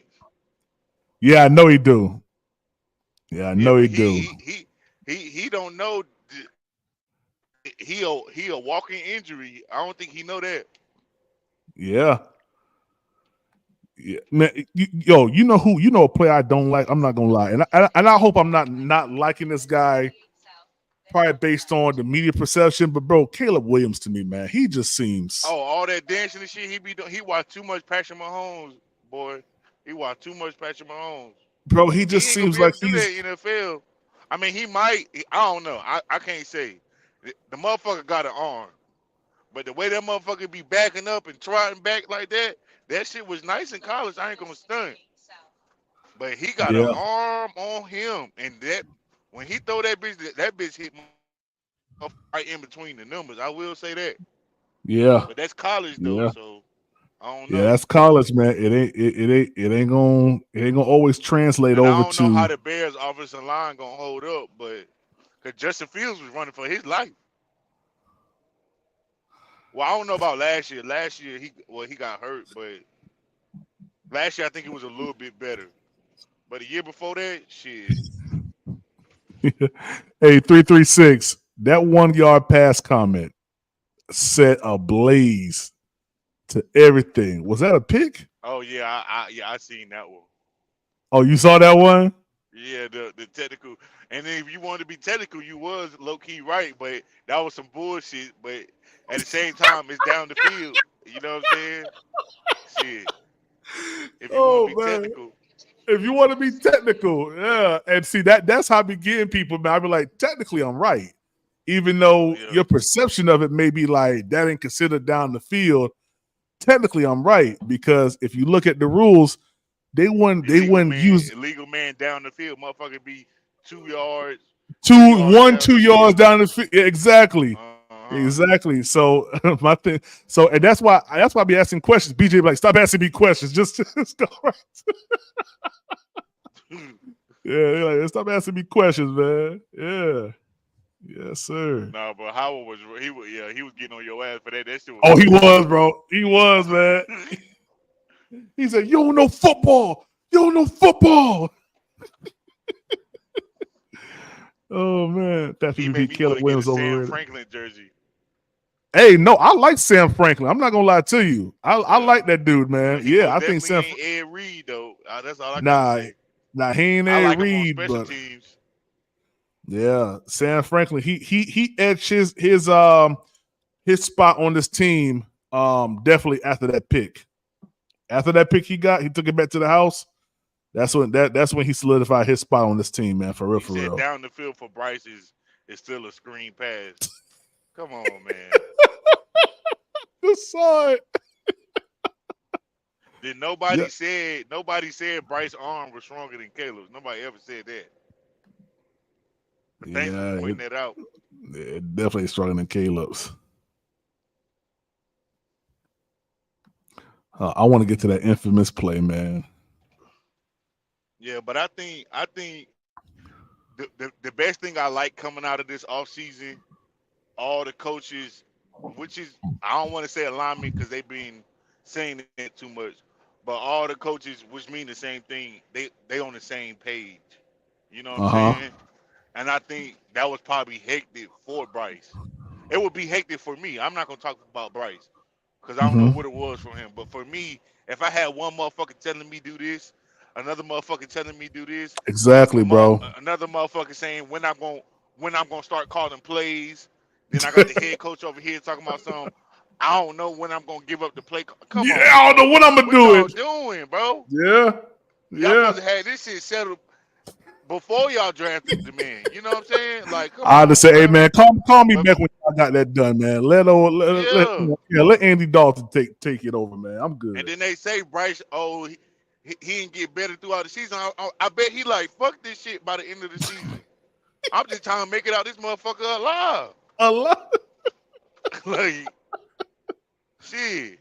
Oh man, that's a fact though, man. I ain't gonna lie to you, man. That's a fact, man. Because when you look at, man, listen, how I was. Game, he did not give a fuck. They throwing nothing but short routes that last game. They like, bro, hey, look, you gonna play this last game, but you get this ball out quick. Either you gonna throw it here, you gonna throw it there. That's it.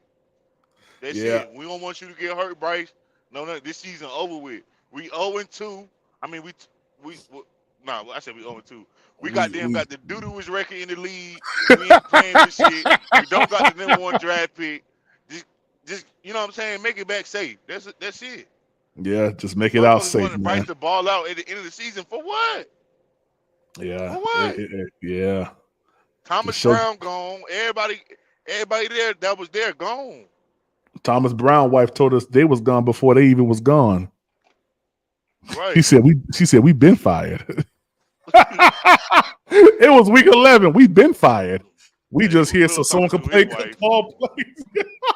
He was taking work home for real, for real. Oh yeah, he was taking work home. Yeah. Go ahead, DJ. Go ahead, DJ. Oh, host caller. There we go. Give me the flag. Quit playing with him, man. I'm getting excited about old games, boy. This is bad. Man, It's like you just stopped, driver. Yeah, I had to pull up. I got to pee real quick. Yeah, I heard that part break. Yeah, I heard that part break. Deontay Johnson. Deontay Foreman.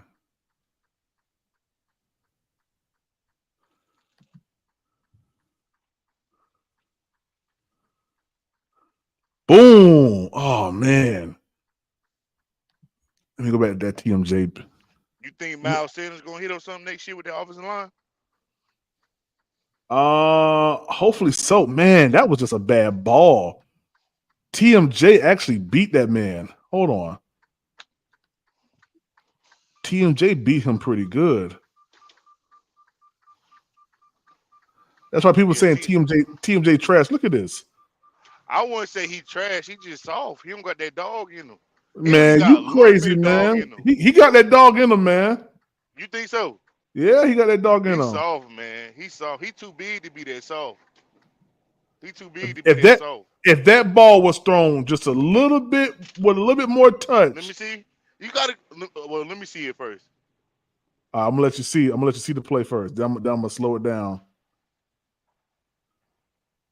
Boom. See, he had to slow down for that joint, man.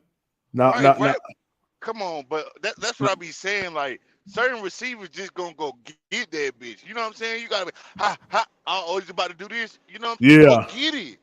Yeah, I see what you're saying. Like if it's in the air, it's mine, bro. If it's in the air with him, it's like, well, you know what I'm saying? Like, just get it. He's beat. He got to step on this guy. Yeah, he got to step on him. Rip that bitch. Oh, wait. Pause it one more time. Man, come on. That hit his hands? Nah, it hit the receiver's hands. It hit the defender's hands. Okay. It hit the defender's hands. Yeah. Oh, no, he didn't have a chance at it then. He didn't have a chance at it, man. That's what I'm saying. That ball was thrown a little bit better. He'd have had it. Here, this is a better angle at it right here coming up. But why not work back towards the ball, though? You know what I'm saying? Yeah. Yeah, it was just underthrown, man. That's all that was. It was just an underthrown ball. Yeah, and that's why I be worried about Adonai Mitchell sometimes.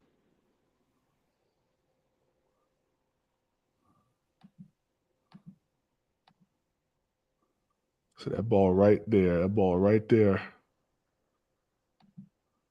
Yeah, it's just underthrown. But he seen his underthrown. Try to get it. Try to come back for it. Yeah, that's what I be saying.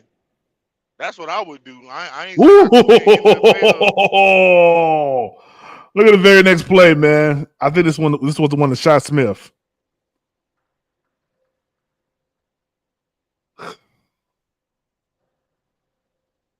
Gosh, man. Hey, man, you're right, man. Good quarterbacks make like corny players better, man. Gosh, man, that's what Cam Newton did. Dang, man. Okay, I can't watch no more of this. You think TMJ gonna make the roster? He's still up on the contract, but I don't know. We'll see. I don't think he's gonna make the roster. If we draft a quarterback, we draft a wide receiver, he gone. Ain't no room for him. Oh man, I want him to stay, man. I ain't gonna lie to you, man. If we draft a receiver with the same body type as his, if we draft Keon Coleman, you want him to stay? Nah, we wouldn't need him then. See what I'm saying? Yeah, we wouldn't need him then. Yeah, TMJ's still on the roster.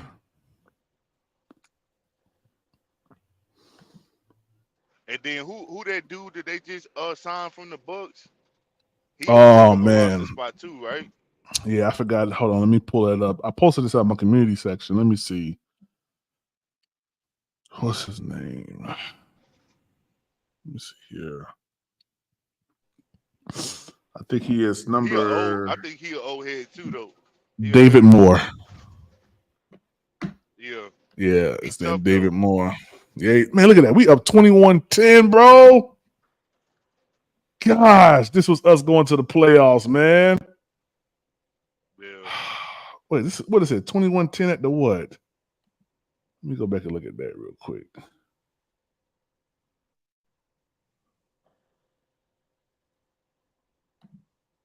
It's probably more the 21-10. second half, but Fourth quarter, bro. Fourth quarter, bro. This is fourth quarter. He had them touchdowns back to back, pretty He much. did, bro.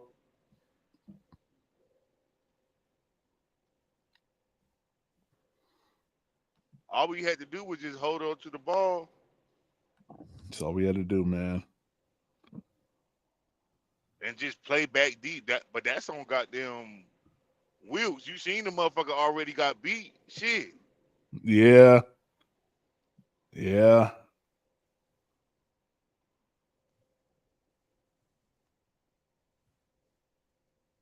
Damn, I saw number 24. I thought that was Josh Norman. I got excited. Yeah, they ain't let Josh Norman play none of this game.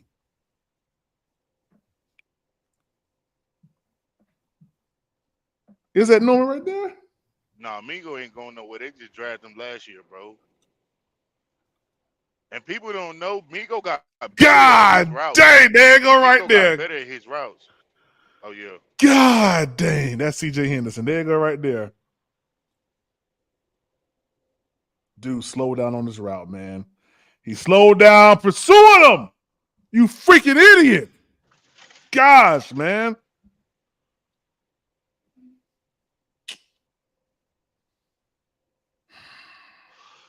Yeah.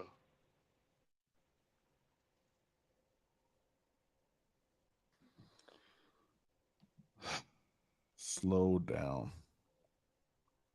Look at Tom Brady back there bouncing. 42 years old back there bouncing. No, 42, 48, 50 years old. Think Mingo start next year? Mingo? You said Mingo? Man, my shit breaking up. Yeah, it is. You said Mingo is?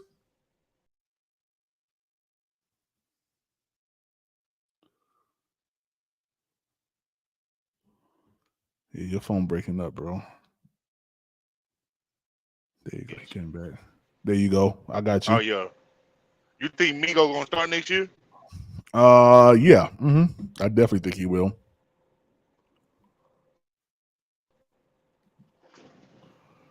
Yeah, I think he will. He gonna be wide receiver 3 for us? I like that though. Probably so. I like Mingo, man. I feel like he need to. Like I remember one play versus the Saints. He got a nigga keep on running. You know what I'm saying? I ain't know he was lackadaisical like that. I thought he was gonna be a dog. Yeah, that's how it be sometimes, man. Till they understand. He gotta be a little bit more aggressive. That's it. But he ran some fire ass routes last year. Yeah, he just need to get more consistent, man. Yeah, Quan, that's the playoffs right there, man. That was it. That was it. I was punching air out on this game. I was punching air on this game, man. Yeah, that shit hurt, man.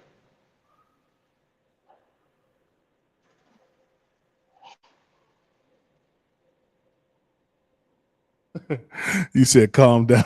Hey, man, I'm a Panther fan, bro. These emotions be real, bro. You said calm down. This game old. Calm down, man. Yeah, Mingo probably.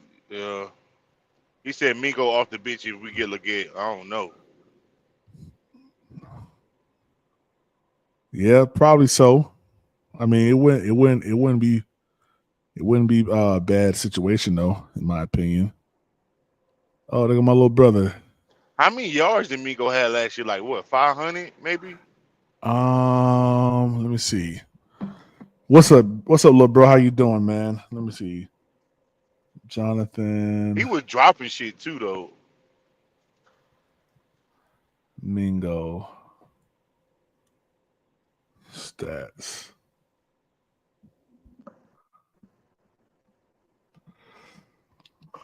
Jonathan Mingo had 418 yards, 43 receptions, 0 touchdowns, 9.7 yards per average. How many targets? Let me see. 85 targets. God damn. 85 targets, bro. 43 Yeah, catches? one fumble, 85 targets, 43 catches. His longest was 40 yards. Mm-hmm. Did he have any, how many drops he had? Let me see where the drops at. I need to go somewhere else to see that.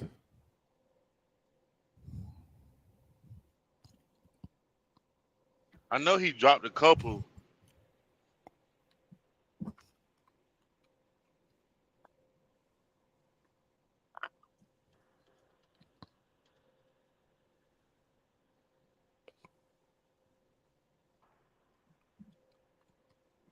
Let's see here.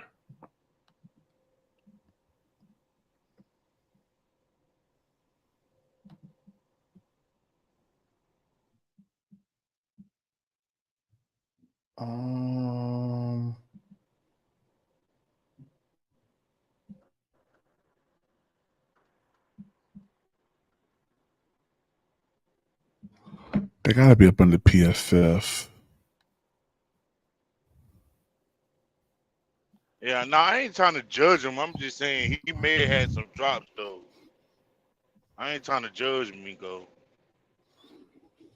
I feel you, little bro. Keep pushing, man. Yeah. Keep pushing. Mingo can most definitely become Musa Muhammad. I will say that, yeah. If not, I know he faster than Musa Muhammad for sure. Yeah. Illmatic, what's up, man?